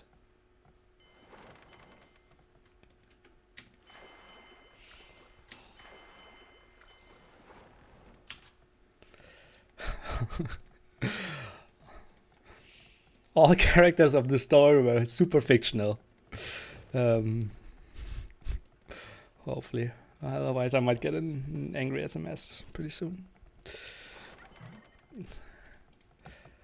Okay, Liereyy is now up. They're playing the front dogs here. Hard as well. TaToH, he played with 6 on wood. Delayed his timing quite a bit. John playing defensive dog as well, as we mentioned earlier. Likes to have a lot of villages in TC apparently. Was she an elephant or a ballista elephant? Well, she had a beard like a lumberjack, so cutting through wood. So probably ballista elephant.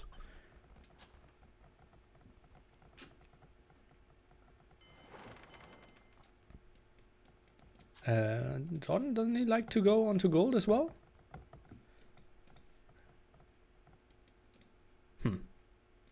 Jordy. Okay, now he is.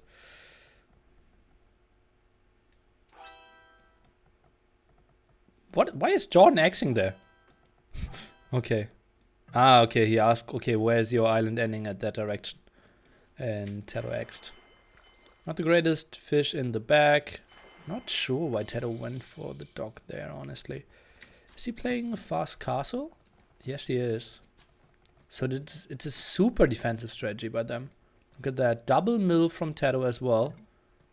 So fast castle, fire ships. And Jordan probably playing galley defense. Oh, I think the strategy shouldn't work. I think they will get pressured very heavily.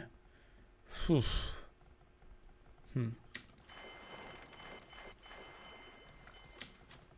Nearly stole my joke. I didn't see your copyright on it. 6 fishing ships here, TaToH 5. The others are playing it with 4 and 4. Galley numbers now out. Distances are longer on this Caribbean version than the one I know. TaToH even, look at that amount of resources that he has. Pretty sick. Doesn't want to build the market here. Yep, indeed. That's a better spot. Housed. Goes for wheelbarrow. I think Town Watch plus 1 villager might have been better. Blacksmith being built where, please? Pretty please? Ah, it's a sling! It's a sling! No, it's a blacksmith. Okay. Oh, you don't want to have my brain. Oh, okay. That was... Okay, John. I still believe the strategy doesn't work. Maybe if you sling, that might be better. Like, but TaToH is now up. Jordan loses all his fish. He's heavily pressured in the back here.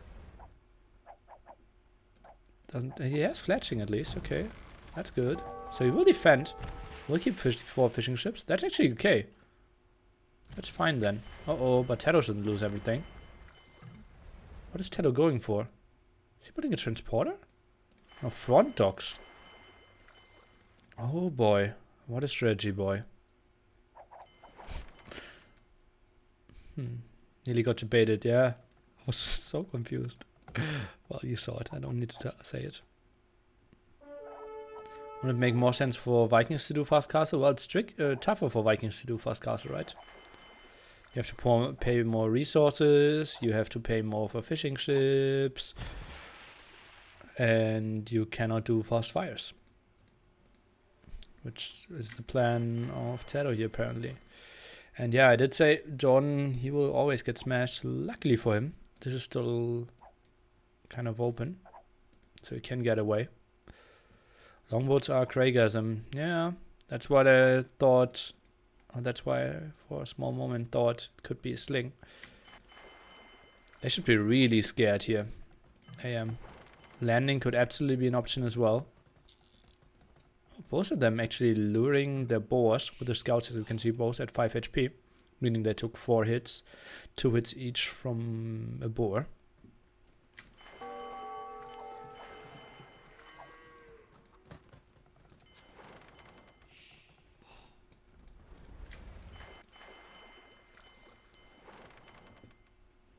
Okay, now some aggression here. Hard shouldn't lose too much.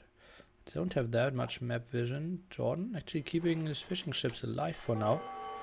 Galley numbers are increasing. Problem is food income will be really ugly for him in this one. Don't get confused that villager numbers are so off. TaToH obviously in Castle Age. And that's why the big discrepancy here. Some more chasing down, and well, nowadays galleys are the fishing ship killers compared to fire galleys. And Jordan not getting any help at the moment from TaToH. Phew, what a wild play again.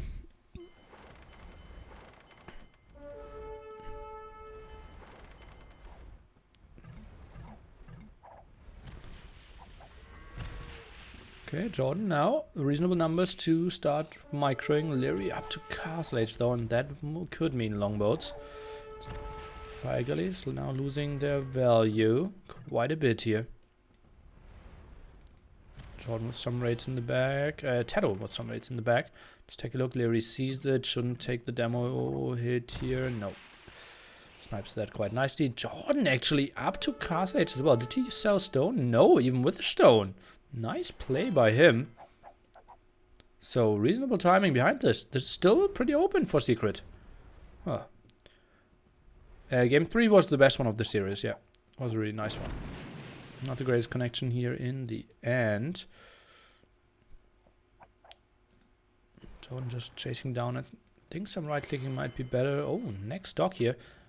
Lost all his fishing ships though. And it's 0 fish against 4 fish. Still active here from Liereyy at the site.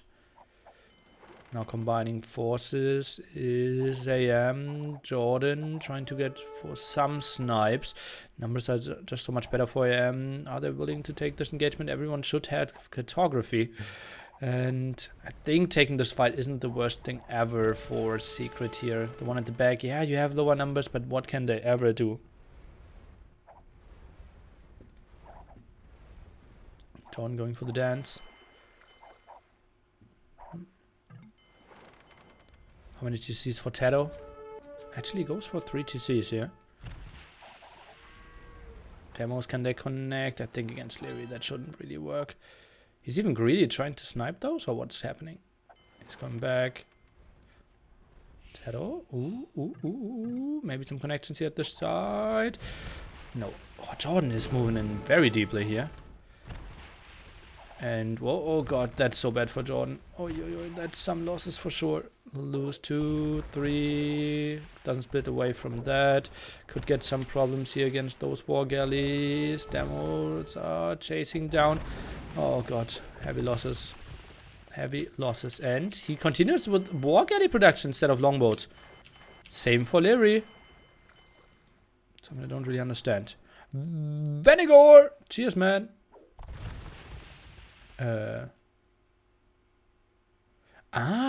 Converted from a Twitch Prime to a tier 1 sub. Okay, so it wasn't actually a sub that happened right now. Okay. Thanks for your extended support then. Well, war galleys are greater than longboats. Are they? Today I learned. Jordan now going for ballistics. Will lose that dock at the front. Still surprised why he built that one there. If he didn't have any fish left.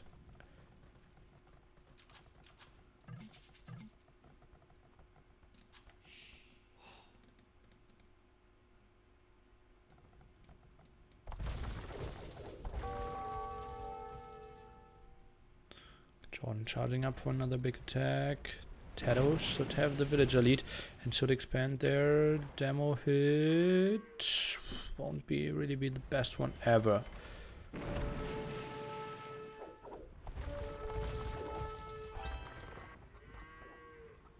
War galleys beat longboats? No. Why would they? Longboats are doing more damage, I believe. Have the same HP or something. They're so much easier to micro as well.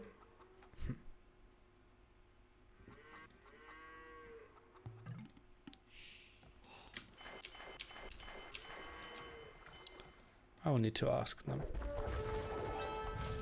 Small miss rally here, not the most important thing. TaToH, I think he's... Oh no, he isn't. Thought he was thinking about imping here. Apparently he's just very heavily focusing on his ego behind this as well. Now goes for more demos. Jordan's coming from behind, but honestly, he doesn't really have the numbers. If galleys are stacked together, well, that's actually... Oh god, this could be some good demo hits. Oh! Like hitting 6? Or something? Okay, Jordan is going back hard now with horse color. Already has some farms working for himself. This over feels a bit like it, right? TaToH will be up to him though. earlier than the others.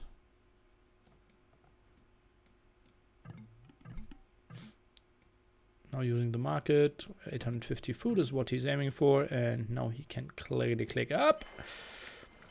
It's a lot of fire ships though. Okay, TaToH, what's his next plan? 2 dogs, build some more at the side here. So will be 4 dogs. Meanwhile, Jordan sitting at 60 food, goes for 3 TCs as well. Goes on to stone. Liereyy will click up pretty soon. And longboats would just be so much better against TaToH's army after this as well. But actually you can go for heavy demos. How would TaToH pull this back in Imp though with no military? Well, he needs to build military. Well, that's quite obvious. Yeah, he just will try to take good fights with fast fire ships, but losing some before upgrading them won't really be the greatest thing for him. Jordan didn't participate in any fights for quite some time here. That could be a good demo hit. No, not really happening.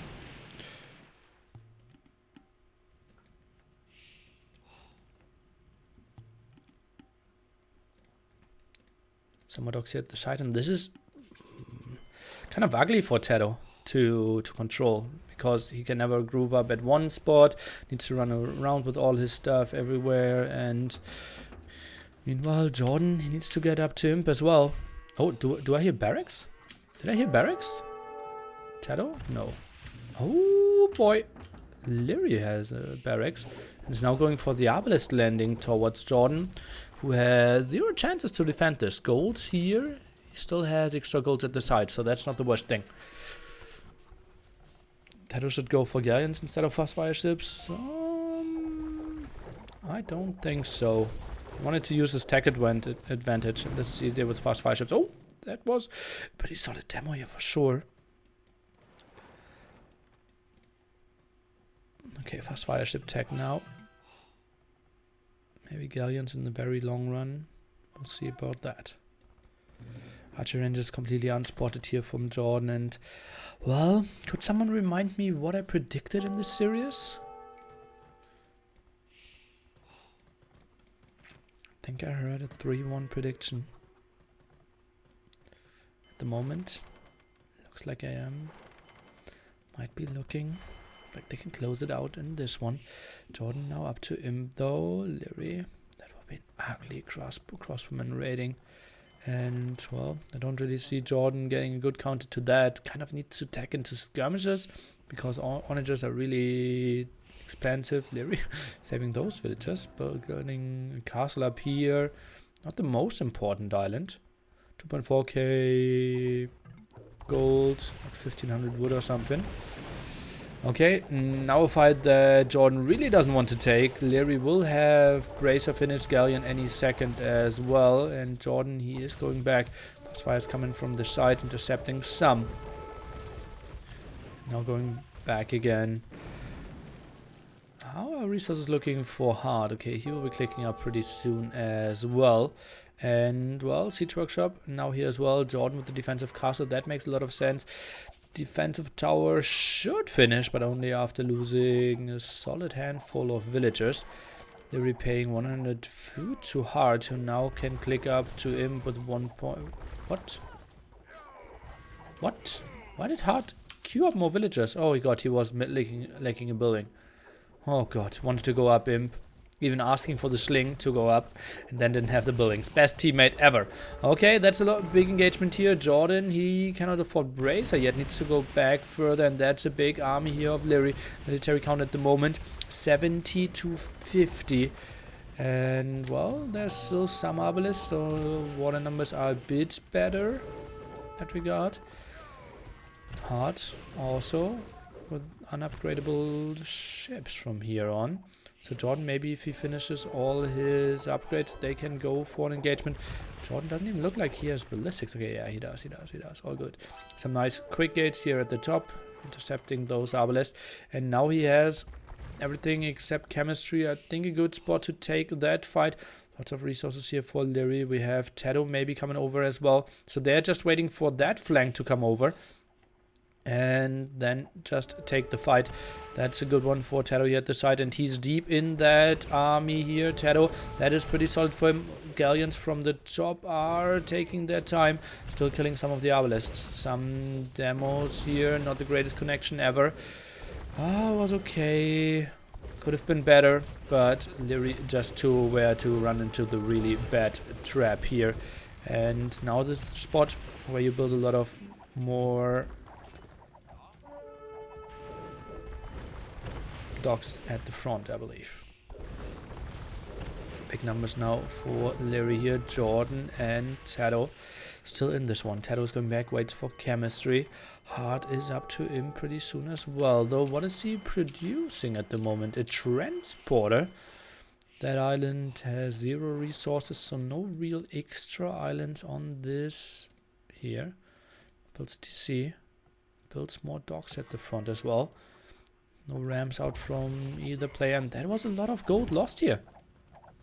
Look at that. Nice defense here by Jordan. Yeah, he did lose quite a bit, but also killed a lot of arbalists, and this might be good in the long run when it comes to gold efficiency. Heart now taking 2 heavy demos, and did I just see caravels? Heart is taking 2 caravels as well. Hello. I think those aren't too great if we don't have longboats out though. Huh. Interesting. Jordan heavily housed. Could have a solid like 20 galleons more on the field. Maybe 15 more galleons on the field. He wasn't housed for that long. And TaToH. That feels one-dimensional now. He's going for the landing himself. Maybe TaToH condo landing. Might be an option. Liereyy and Jordan feeling like this is the time to attack for masonry.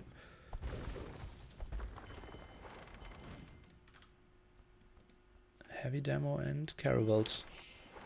Could be pretty sexy. Some more raids here in the back. Let's take a look. Where is the transporter? Over here. Lots of villagers inside. Big engagement now here, and Liereyy, he needs to go back. Wants to fight under his TC maybe. Had some rams as well for those fights. Might take a good one. TC in the back is going down here against fast fireships. When did we last time see fast fireships kill a TC? Has been quite some time for sure. Where is the landing? Where is the transporter? Still idle over here.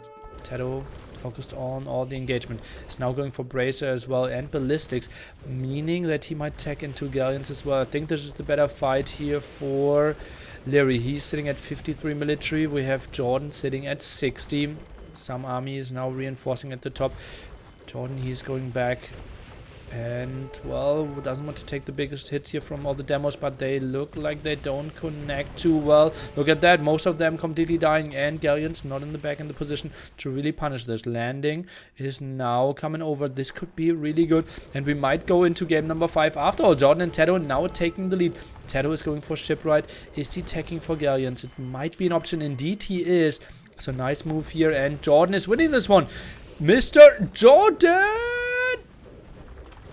Trying to pull it back here. Jordan is back! Condo landing at this spot. Does Heartt see it? He sees 1 barracks, and he's down to pop 120. Having some problems here at the front. Caravels without any upgrades on those yet. Whew. Remember your predictions. I don't care about predictions if we get game number 5. Caravel. Even for Jordan, so they might want to go for some trade here. Look at that, villagers here, and that will be a market over here most likely. Landing now coming over. Those heavy demos, they will be surprised that suddenly on their friendly island some army is here. Defensive castle. TaToH needs to go onto a lot of traps. Condos now around. Viking condos obviously would be better, but sometimes you can't choose that. Heart is coming over here for the trade as well. Jordan is continuing, but kept rams on this island, soon to be siege rams as well. What a wild game. Caravels finally fletching on them. Oi, oi, oi, oi.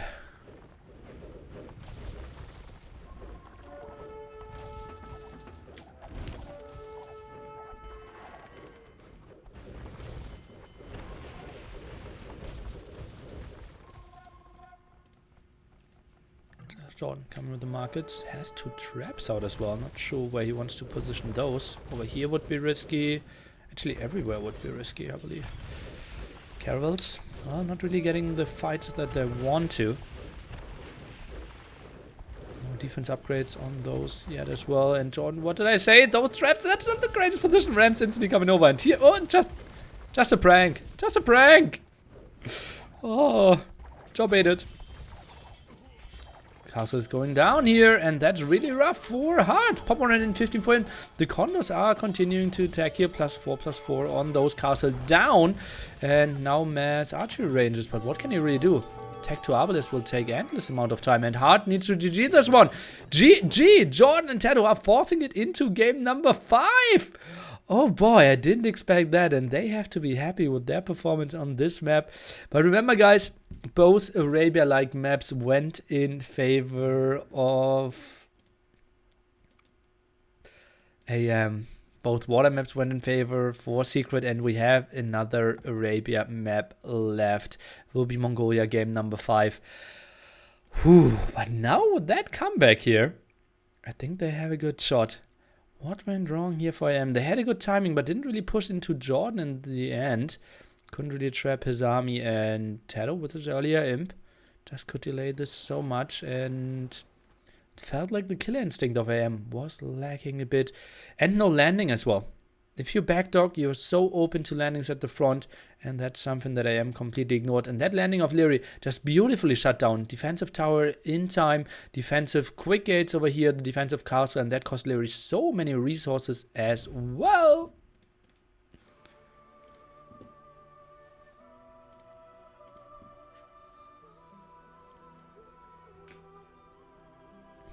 Jordan with a pretty solid KD. 90 largest army for him, carrying here in the end. Nice amount of food count. Look at how close the food count for TaToH, Jordan, and Liereyy is. And TaToH even slung Jordan. Now all makes sense. Hera and Daniel were seed number 9 in this tournament, so couldn't play. Whew. What was your professional prediction for the series? 3-1 for Liereyy+Hearrttt. But I don't mind that, guys. You're always like happy to point out my mistakes. But I'm here to make you feel better. So all makes sense.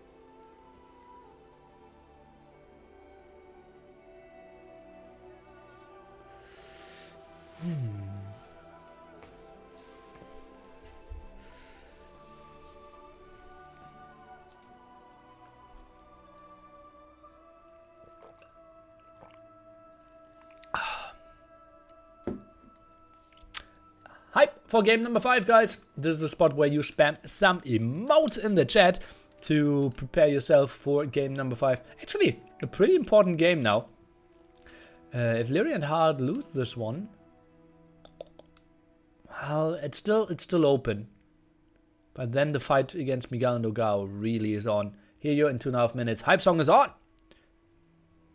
Who did Doubt and Slam beat? Look at the top. You have all the info.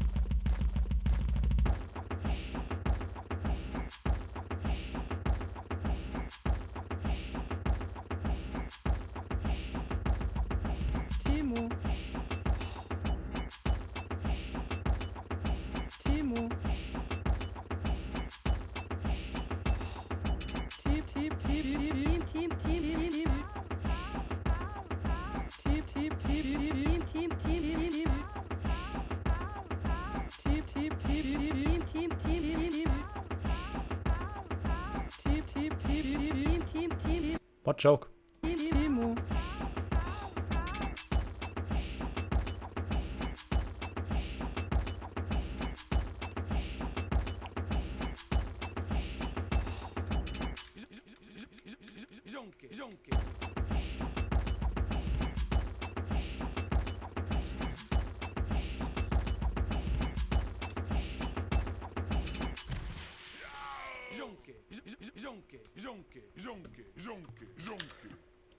Did I miss it all? No, you didn't. You came right in time for game number 5. It's just started, and civilization advantage, in my opinion, on the side for TaToH and JorDan here. Planning perfectly for all 5 games, and they still have Mayans left and will play with JorDan's Slavs against Hearrttt, who's playing Slavs, and Liereyy is playing Mongols. This is a super open map here. Mongolia isn't like it used to be in the old days. We are saying this every single time.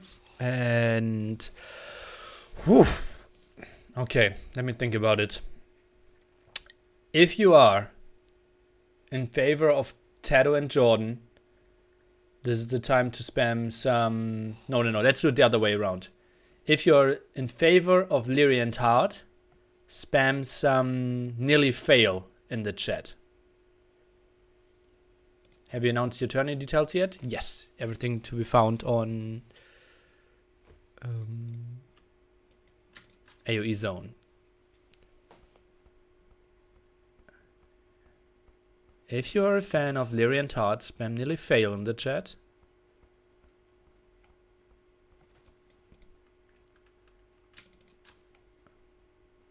Okay, it's a restart anyways, guys. Okay, we can redo that later.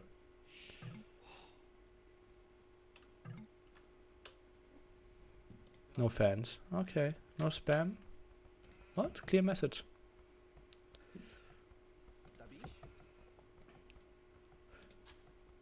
Big team war potential for secret. yeah. Well, would have been something. Oh. Now we know the reason for the restart as well. JorDan getting blocked by Hearrttt. They're even saving this, although it's obvious why they saved. And yeah, it could have been a team war, honestly. JorDan's front is really tricky to defend, though.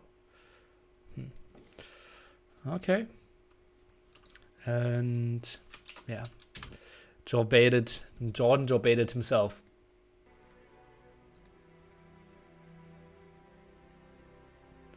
Okay, let me edit bracket. Is this one?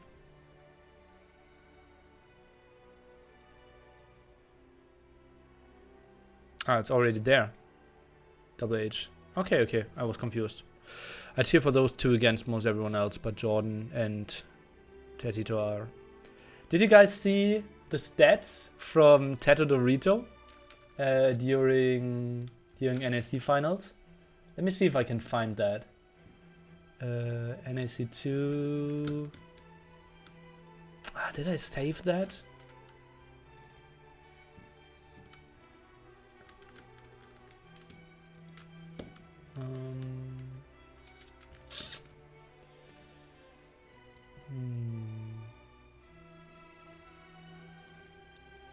I don't think so.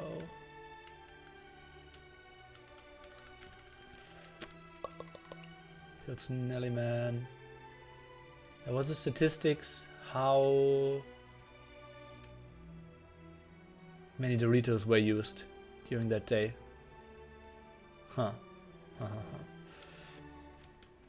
Why was the restart? The villager was blocked from JorDan. He lost the villager against the boar. Against Hearrttt. Saw it on stream. One game left indeed. And speculate at 1 minute 10 seconds, so you can ask me some more questions. German is Monday, isn't it? Yes, it's the German Monday. So I would prefer if you try to talk in English. Tuesday till Sundays. Much appreciated.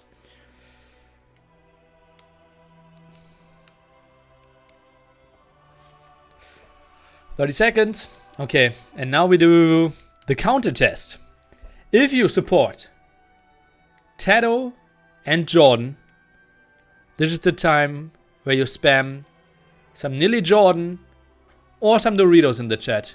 Doritos chips or Nilly Jordan is what I want to see now. If you are supporting TaToH and Jordan, which I'm not sure. You don't have to. But you can show some support for sure. And what's the point of Mongolia if they added it to be Arabia? I don't know. I think it's overfixed. Okay, I would say, some small biased team here. And some Dorito to help out TaToH. And some Jorbations in there as well. Jordan will play Slavs in red. We have TaToH playing Mayans in the blue trunks. He will face Liereyy on the other side with the Mongols. And Hart here at the top with Slavs. What would be the bigger upset? Dowd and Slam beating Imperial or Jordan and TaToH beating Liereyy and Hart? I think it's equal. Yeah. Yeah, I think somewhat equal. MBL, Nikov. Well, it's in the final or in the semi-finals. The bigger upset would be Slam winning anything. If it's in the group stage, it's probably a bigger upset if TaToH and Jordan win. Yeah,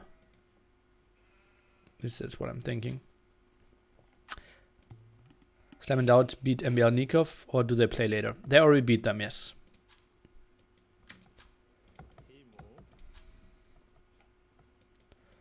Was a pretty good series. Jordan had in the scout war here against Hart, who's now running away as well. So better start for him. Is going back, didn't find everything yet. And, well, whoops. Oh, he has all sheep. Does he want to push some deer, or why is he going back? Okay. Maybe didn't really know where the boar was. Ball number 2, now for TaToH as well. Pretty standard play here. 3 on wood by the Slavs, 4 on wood by the archer players. Oh yeah, as you can... I said that beforehand. And indeed, Liereyy will most likely play archers here. A bit surprising. So won't open with scouts, or at least, well, he has 4 on wood. He might just open with scouts regardless. We have an X in the back here. Hart? What's going on? What was that X about? Maybe Liereyy asking, where's your scout? Who will he find his 2 sheep? Yes, he will. Okay, it's all fine for him. Sling it out? Yes. So might be an absolute option. Jordan, not the greatest gold though. Oh wait, he has this one. So maybe he could just wall himself very small, maybe 2 defensive towers. And then go for a feudal sling.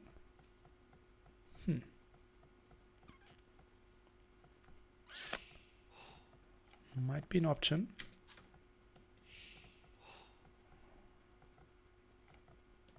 Liereyy, what?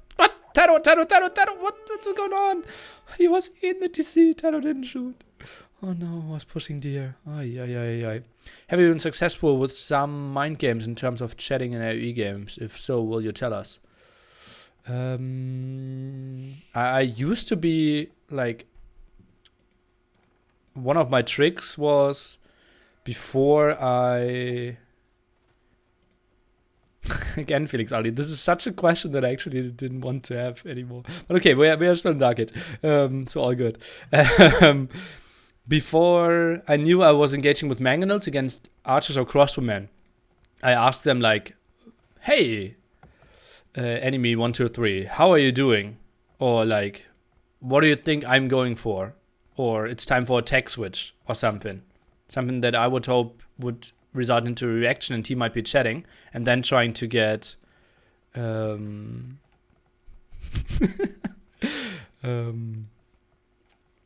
yeah, good mangonel shots in.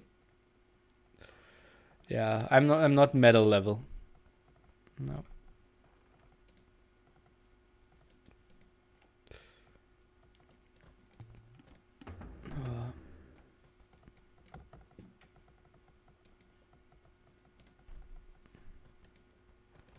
Okay, 2 on gold, but barracks is late, so it will still simply be archers.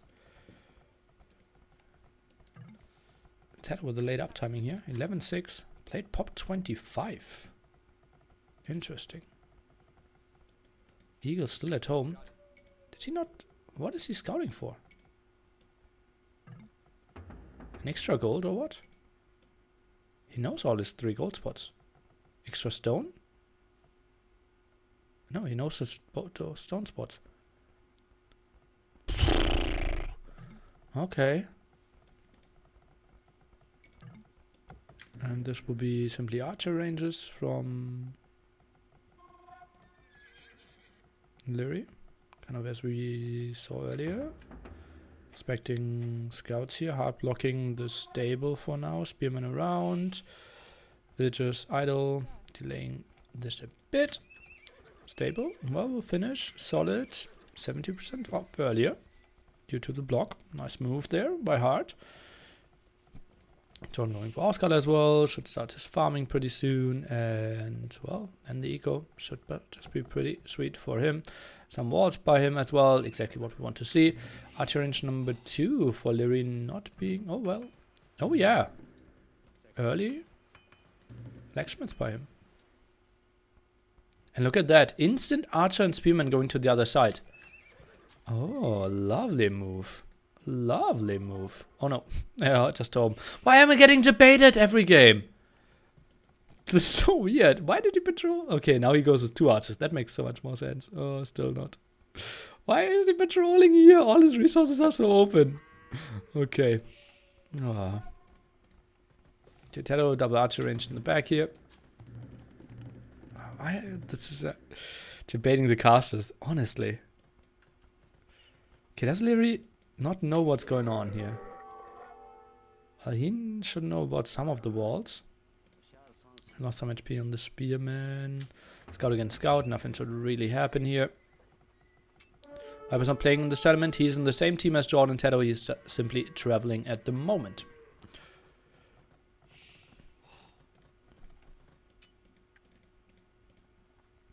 $300 IQ strat. I heard this is disrespectful.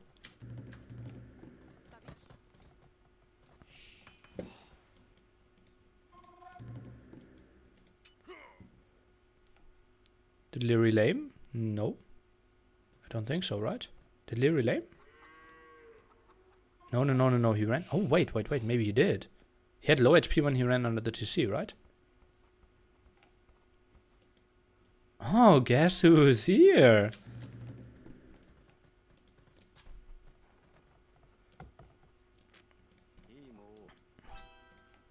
Fletching now for TaToH. Kind of late as well. Villager had still from... Oh, maybe TaToH was still searching for the second boar. That would make so much more sense why he was scouting in the back. I might have just missed that. But then again... Lierey's still going for double archer range, although he had 3 boars then. And Jordan gets the kill against that one. So far, Jordan. Perfect game by him. Killing a unit from all enemies and not losing a single one. That's a thing that only one person can do in this game. The one and only Joe Bader. Okay. More archers from Liereyy. Same can be said about TaToH. Carthage timing should be somewhat similar. Wheelbarrow timing seems to be exactly now. And, well, this was a weird patrol by Hart. Nice micro back here by Jordan. And this was a good fight for him. Still 4-0, KD. This is so sick. Microspec low HP scout. Can he chase some more down here? Hart, well, he has more HP than some of the scouts of Jordan, and this is really good for Jordan. He continues to move in here, and Hart still cannot turn around. Oh boy, oh boy, oh boy. Lots of mad control here by our German fan favorite. Now needs to run away from the spearman. Has another spearman though. Jobation continues. 7 scouts. Oh god, spearman against spearman. The most interesting fight of all times. Who's better? Is it Jordan? Or is it TaToH? Is it Jordan or is it Hart? New capture age feature. Zoom in here. I think Hart will win. I think Hart will win. Oh. Okay. Nothing else happened. This is new capture age feature. You just saw it here first. Oh, Archer's now squeezing through. And, well, maybe we'll have Hart completely wall off.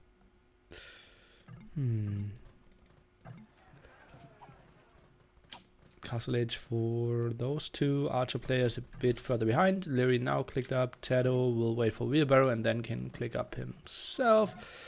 Those archers, can they do anything? Liereyy, I think it should be around with his archers. Jordan goes for bloodlines, +1 defense. Hart is going for bloodlines as well. Ah, feels so bad. Ooh. Gets more damage done. And this will be, well, giving him a lot of map vision in the long run. Although, wait. Did he just kill 1 unit, lose 5 units? Well, fighting before bloodlines apparently isn't the best idea. And, well, those are some low HP scouts for sure. 6, 4, and 7 HP. Those archers didn't really like what they saw. Liereyy just camping this out here. So far, TaToH, pretty peaceful guy. 0-0 KD.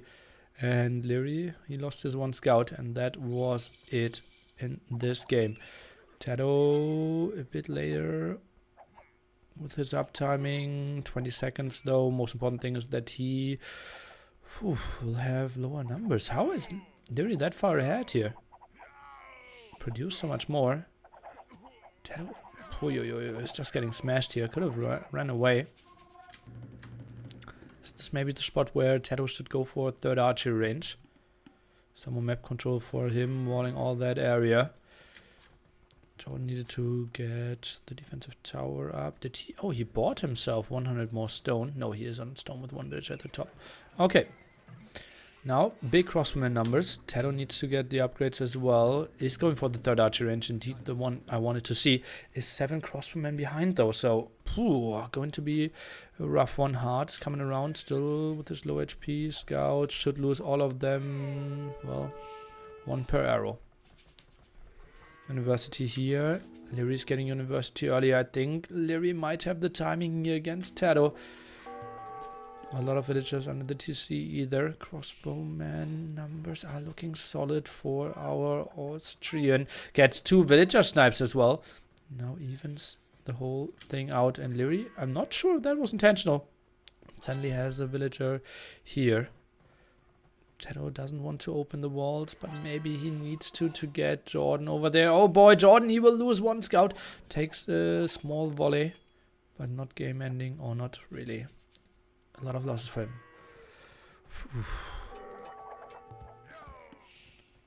Why is Viper not playing? Because they want to win.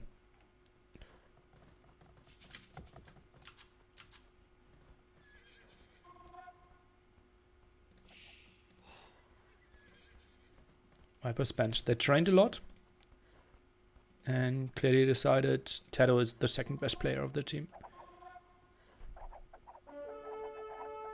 So Viper took the bench. Thumping now for Liereyy and TaToH. Going for all the upgrades here. Do we have +2 defense? Oh, Liereyy not even with +1 defense. 26 military to 29. Is Liereyy having some TCs behind this? No, this is full 1 TC aggression. Knight numbers will be really important here as well. Jordan staying on 2 stables, not using multi-queue properly. Hard 2 stables as well, 3 TCs for him. Crossbow dance, and now Mangonel around. Let's take a look. Jordan, is he willing to take this fight? He should have cartography. That's what he sees. Some aggression here at the front. Now opening the back here, I believe. Not sure if it's really necessary. Could be an option. TaToH is trying to run around. Jordan is now taking this fight here. I think this is the horrible move. Let's take a look. Knight is now trying to come over, trying to snipe the Mangonel. But look at that. Most of the Knights are dying without any communication. This was so bad. Jordan. Oh, this was rough. Mangonel number 2. Some splits here, but won't do the greatest thing. And suddenly, Jordan's Knight's numbers just plummeted down.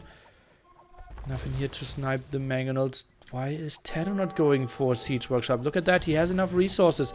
And now finally he goes for one. Not even then, the Mangonel now on the inside. Liereyy +1 defense, he lets the Knights in as well. The boom needs to be incredible behind this.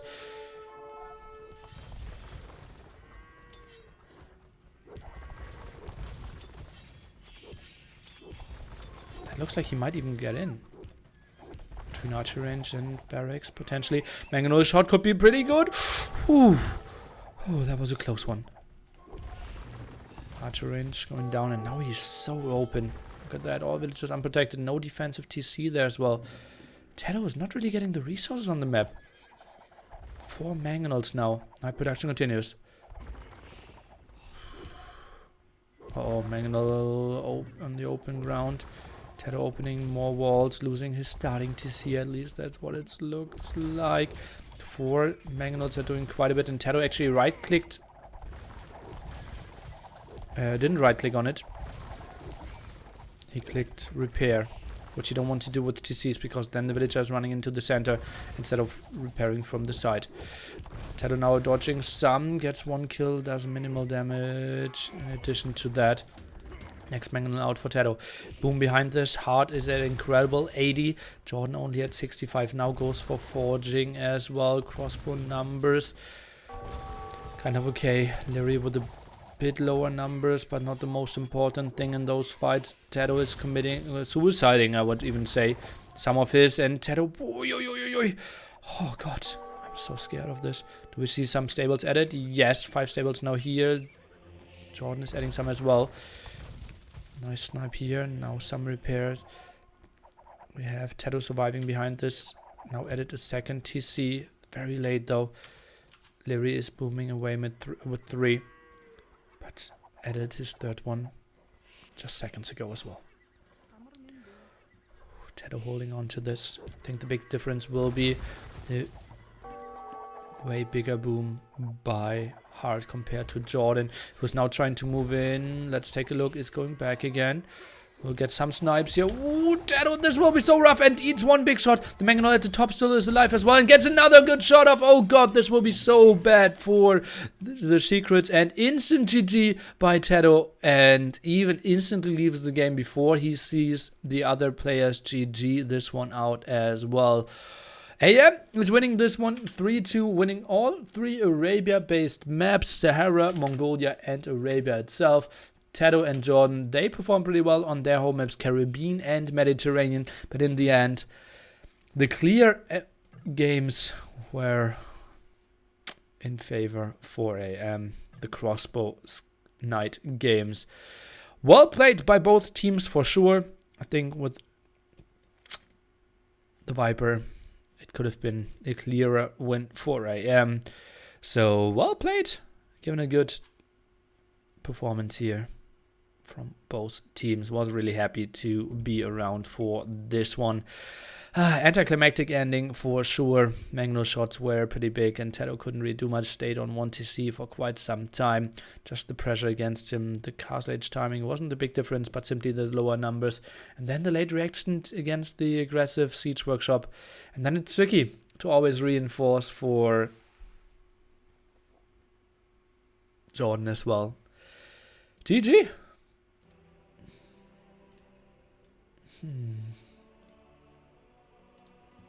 Oh man.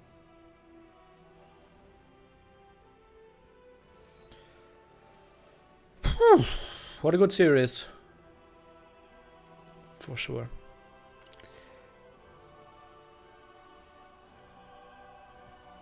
Is there a loser bracket? Well, as you can see, it's a group stage for now.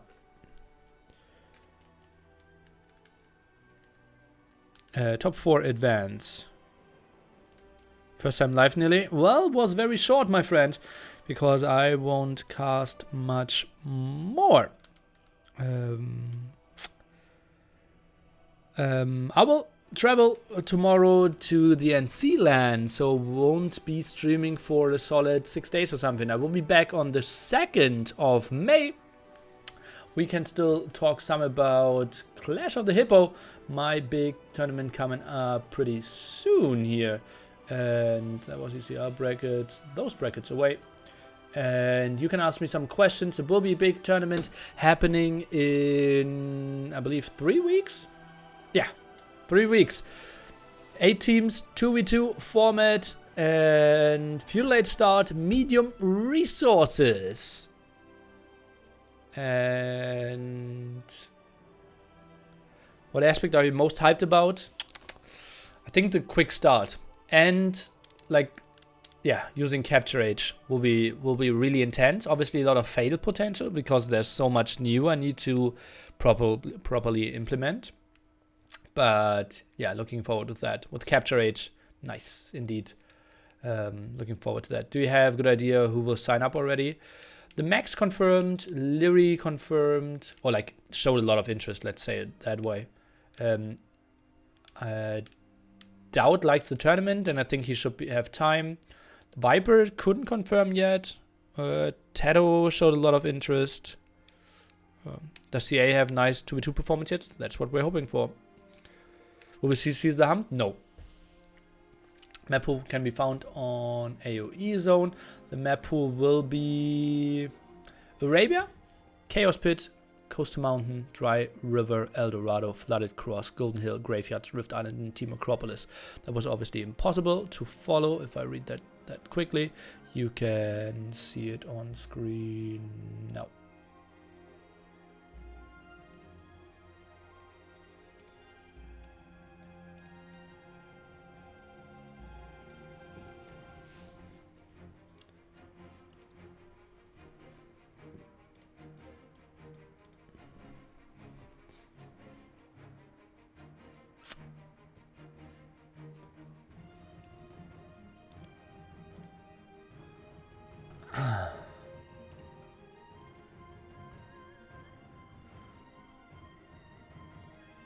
When it starts wedding, I believe 5th of May. Has CTM been played Coastal Mountain in any 2v2 tournament yet? No, it was only in NSC2. I tested it a bit, generated a bit. Computer always ran to the top. No, wait. I think Barbarian started his CC normally, and other AIs just like Barbarian started his CC basically in the center of his villagers, and normal AI ran always to the mountain area. Nearly rolled to 2.4k now? No. I'll play so much Age of Empires in the next 6 days. I don't want to play too much. I want to be hungry. Maybe don't play Age of Empires for 24 hours. Doesn't really happen that often. And AE's on white team. I think it's so much prettier. Metropolis, I think, isn't that great on those settings.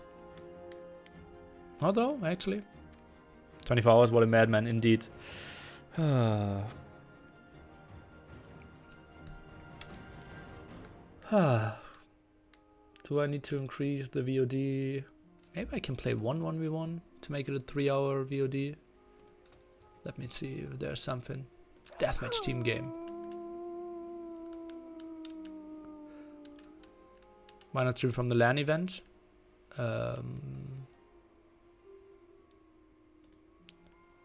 Not really interested. And I think our internet won't be that good. But I would like... It's not like I'm playing too much Age of Empires there, right? It's more... about like meeting the players. We will play a lot of like chess, poker, code names, table tennis. I'm considering bringing my drone again, and yeah, those things.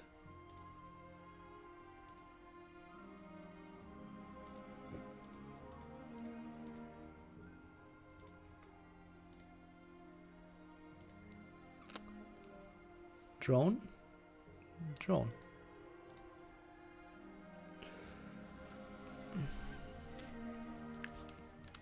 TaToH+JorDan, thanks for 3 months of support. Looking forward to the tournament. Was it intended to not inform Mamp about the streaming policy beforehand? He was informed. I have no idea why he's saying he wasn't informed.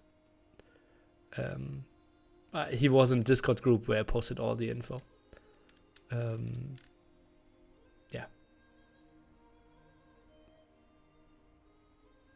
Like, I'm super surprised how mad he was.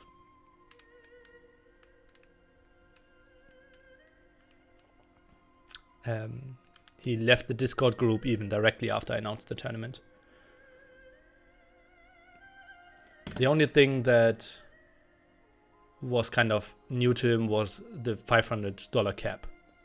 But he knew that it would be 50% of the donations. It was the same streaming policy as King of the Hippo 6, so it was nothing new.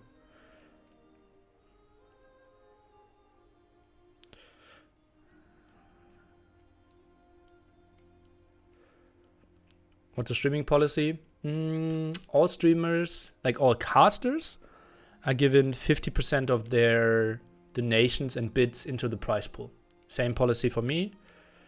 All players that want to stream their POV are given 20% of their donations and bids into the prize pool.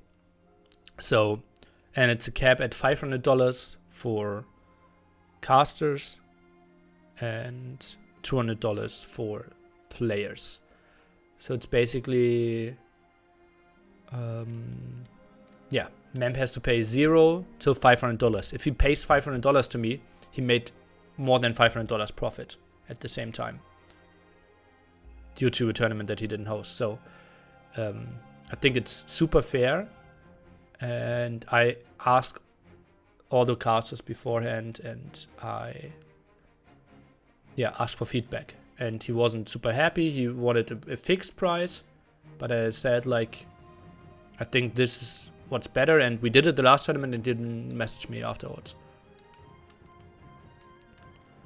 It's based on trust. I won't go after them and check their streams how many donations they got. The guaranteed price was no, it will not be on top. Like at the moment, I'm just saying, okay, I will put $1,000 and pray that I will get $1,000 donation during that time. So if we get more than 2K overall donations, the prize pool will increase. That's over all streamers together, though.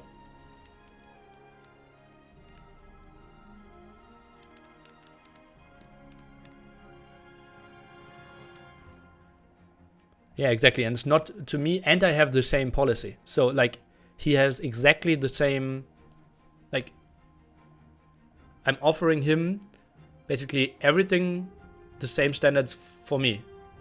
So it's kind of weird that he was like publicly calling me a liar. Didn't make a lot of sense in my opinion.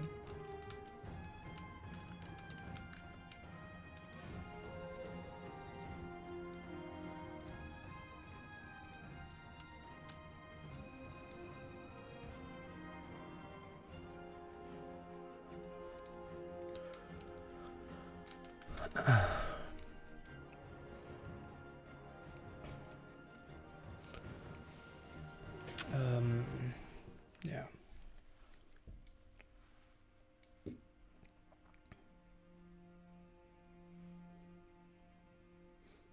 Not sure if it's actually drama. Like, it's just him being aggressive towards me. Although I try to communicate and try to prevent this from happening, right?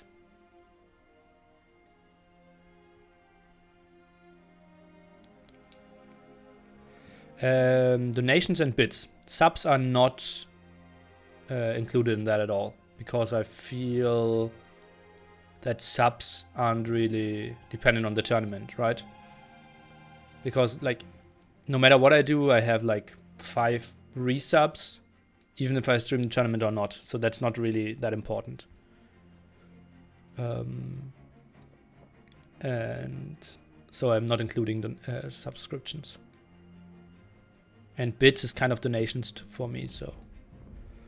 By the way, we found a reasonable game to play. Oh no, I didn't put in... Oh, I did put a grid mod. I have no idea who the other guy is. Did I leave TeamSpeak? I wasn't there with MBL. He never gave me the password. I wanted to co-cast with him. Connected. Okay.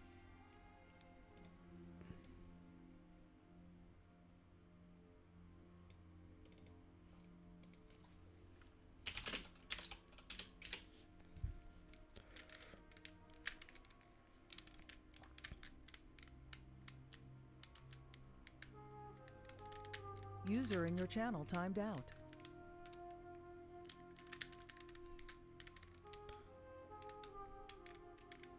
No spoilers? Well, it's 5 minutes ago.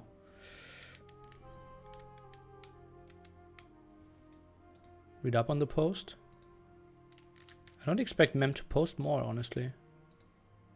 Do you think he will post more?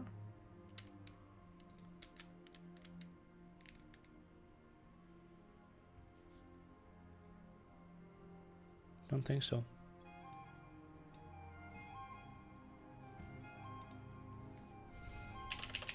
Channel switched. Neely, Hi. you know, you asked me to cast together, and I said yes, and then you didn't reply to me. I did ask you for the password. That was at least game 5. No. It was after game 1. No. I asked after game 1 for the Really? password. Yes. Yes. I waited like 5 minutes for a reply. Yeah, it might have been, but it was before game 2 started. Damn it. It would have been an epic cast. Could have been. I was Memb, I was T90, I was you, I was everywhere. What? I was everyone at the same time. How? Just a lot of casting, man. I'm just getting good. You're getting good at casting. Yes. Okay. I will do a clickbait title, Team Games with MBL. Do you want a team if you want to be on TeamSpeak? Okay, wait. Well, it's against 4 Finns anyways, yeah, right? Yeah. 3 Finns, not 4. Okay. But you were a math teacher. No, I thought Jupe was playing so good that I counted him as 2 people. Oh, whoa. Jupe! No salt today, Nini. No salt. If we lose, I'm gonna be just as happy as if we win. I doubt that. I promise. It's a if I promise something, I keep it. No salt, no nothing. Okay. I'm a happy Norwegian today. Okay. Yes. Are you a happy German today? Yeah. Yes. Good stuff. Yeah. There are very few days where I'm not a happy German. Really? Yeah. You know, I meditate a lot. How about when you cast NEC and someone rings the doorbell? Well, NIC is not my typical, like, emotional status, right? All right.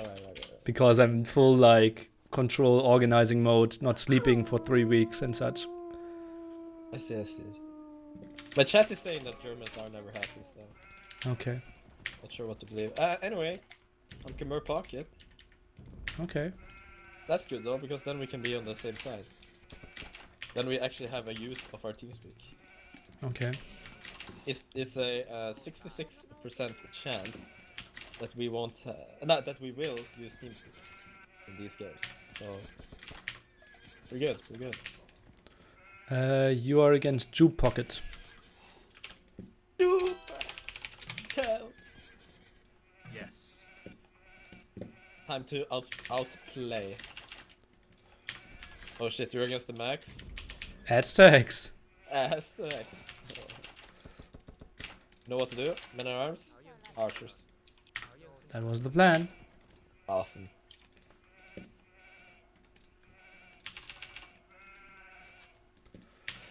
You know what to do? Scouts. Outplay. Oh. Okay.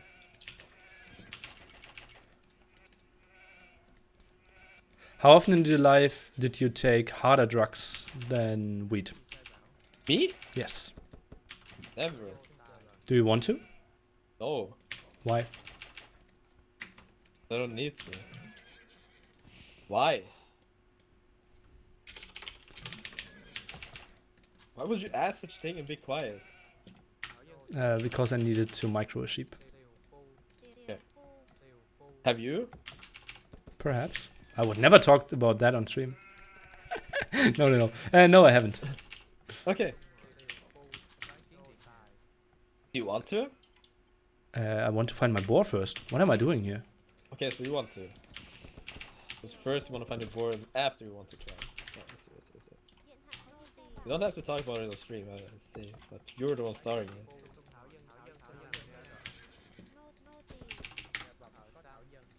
Something weird is happening here. And my whole chat is talking about drugs now. Thank you, Nilly. You're welcome. Get it. Are you trying to make my chat so toxic that cannot be chat anymore? Not toxic, but like, you know, unfamily friendly. I'm trying to be a family friendly stream. Fuck's sake. Ha. Oh, but I screw up some here. Oh yeah, even more What? than I expected. come on, it's minute 4. How much can you screw up? Unless you lost a wheel. 1? You did? No. All good now. Just follow the build order. Remember what Sarah told you. I don't know what he told you, but it must have been something. I don't know. Most of the coaching is actually silent. Right. Or it's just taking great pathing. That's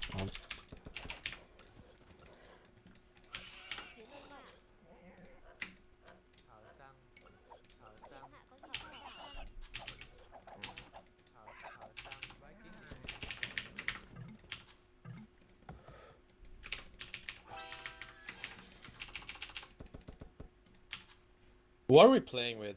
Ungtrum. I honestly don't know who that is. Where's he from? Vietnam.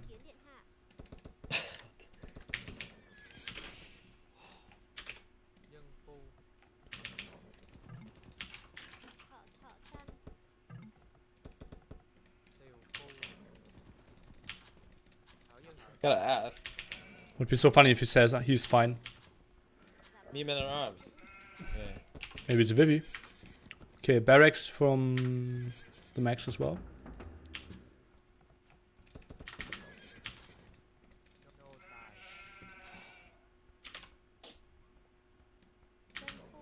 Ah, yeah. Okay, I guess I'll go to your side. My scout is here.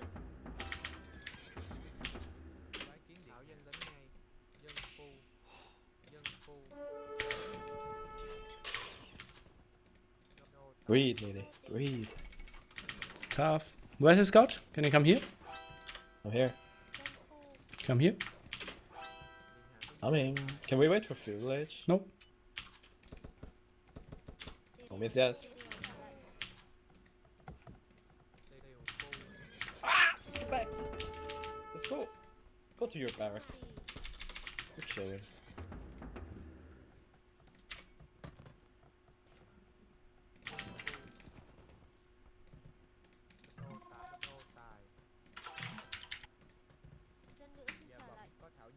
Why is the caps looking? Tilting. I will wall myself.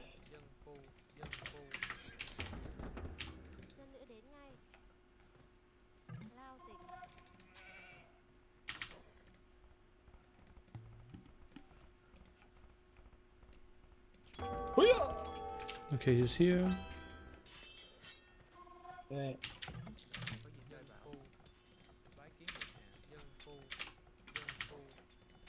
Oh, Paul builds.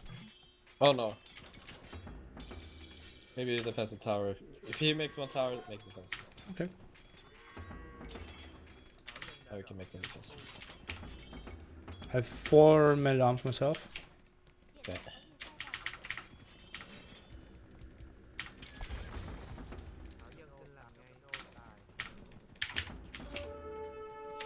Fight that, fight that.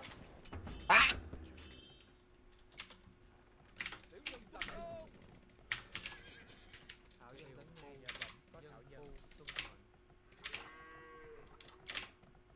Did you delete the tower? Yes. Did you finish yours? No. Okay, he's going around. Go back.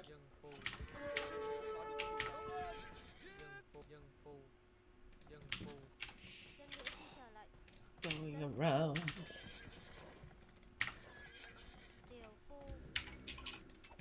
You're chilling, nearly. I mean, you could I'm have fighting. experiment. So. Ah, you fight. Oh. You lost the fight, I guess. Oh, you okay? You're still chilling. You putting defensive tower? Yep. Okay, I will attack the tower then. No, don't. The tower. When is your tower up? We'll take a bit. Freaking the max. Kill him. Oh my god! Okay. No salt, no salt. He's heading quite a bit.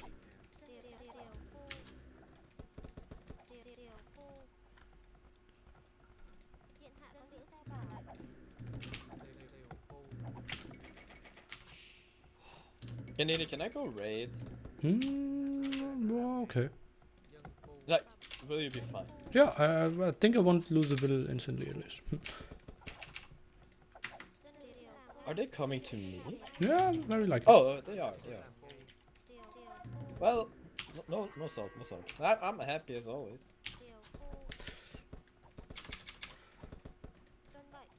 But this has potential to be interesting.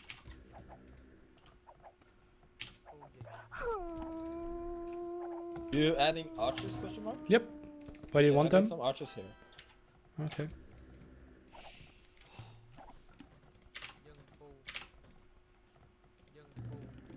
What is tower in German? Turm. Torn. Yeah, torn. It's in same in Norwegian.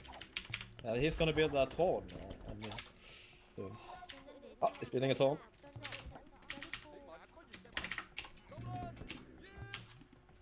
Oh my god. Making eagles too. Yeah. He's crazy. He's all over. Oh boy. Take care, take care, take care. Okay, just go back.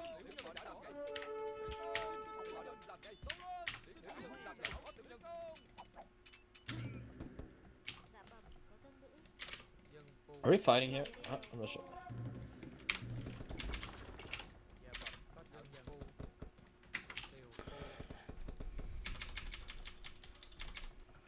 There's a lot of shit there.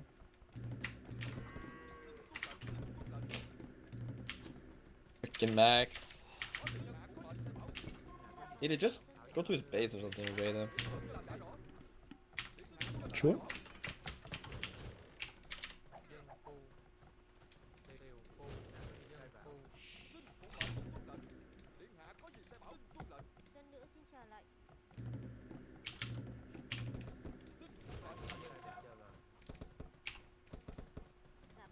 Not a big fan of this.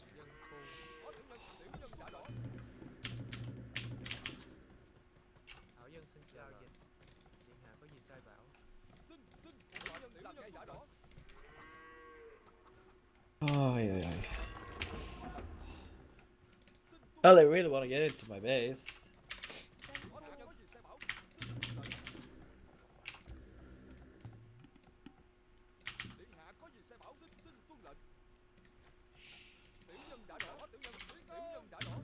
Get some farms.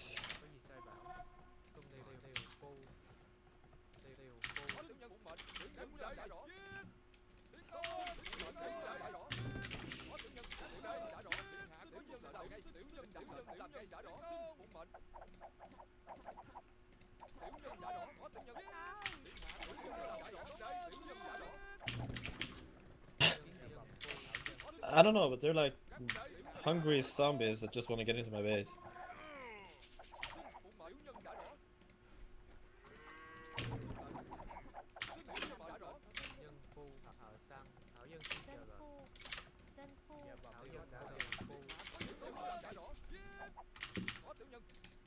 Up.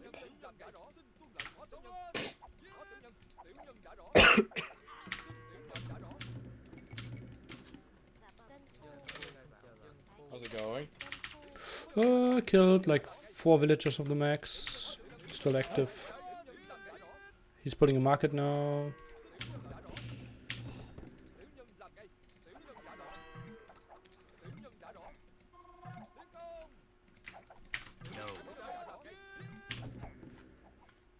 Don't move out alone.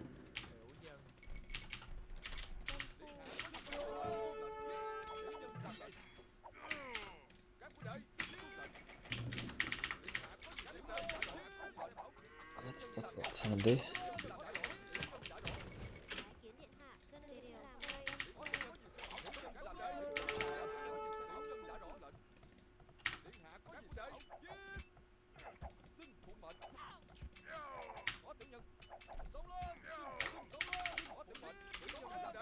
Hopefully there's a hole up there.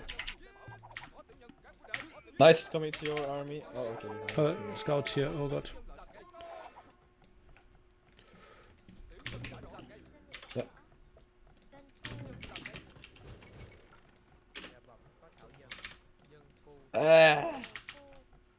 No salt. No salt. I'm happy. I did a lot of damage against the max. I think I killed like Yeah. 8 villagers. Okay.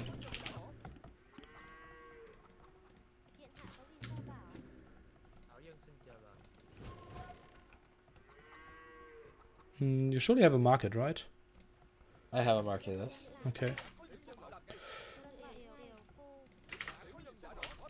I mean, I see that there's knights in there. Yeah, okay. No. It's more about like, should I wall somewhere else or something? Just stay defensive for now. We'll see what we do.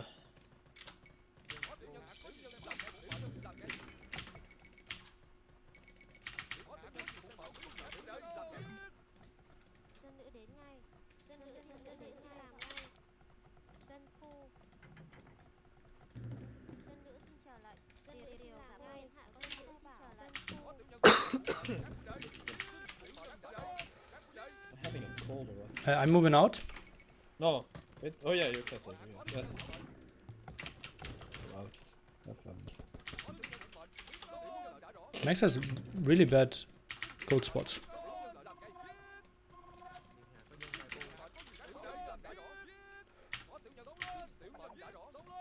Maybe that's why he's just forwarding and killing himself. There was a hole up here. All along. Imperial has +2.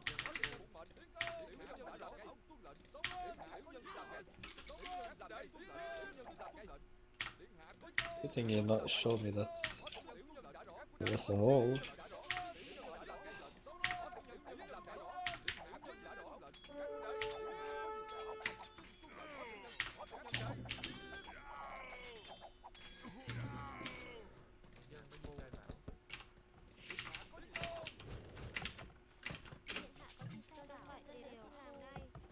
Not like this.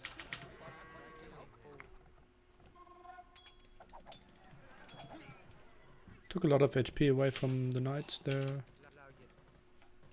Yes.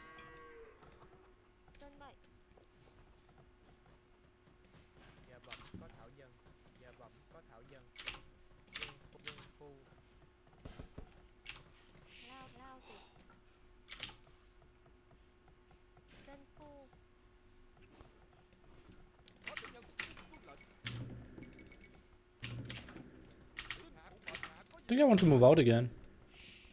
You wanna? Don't have much. But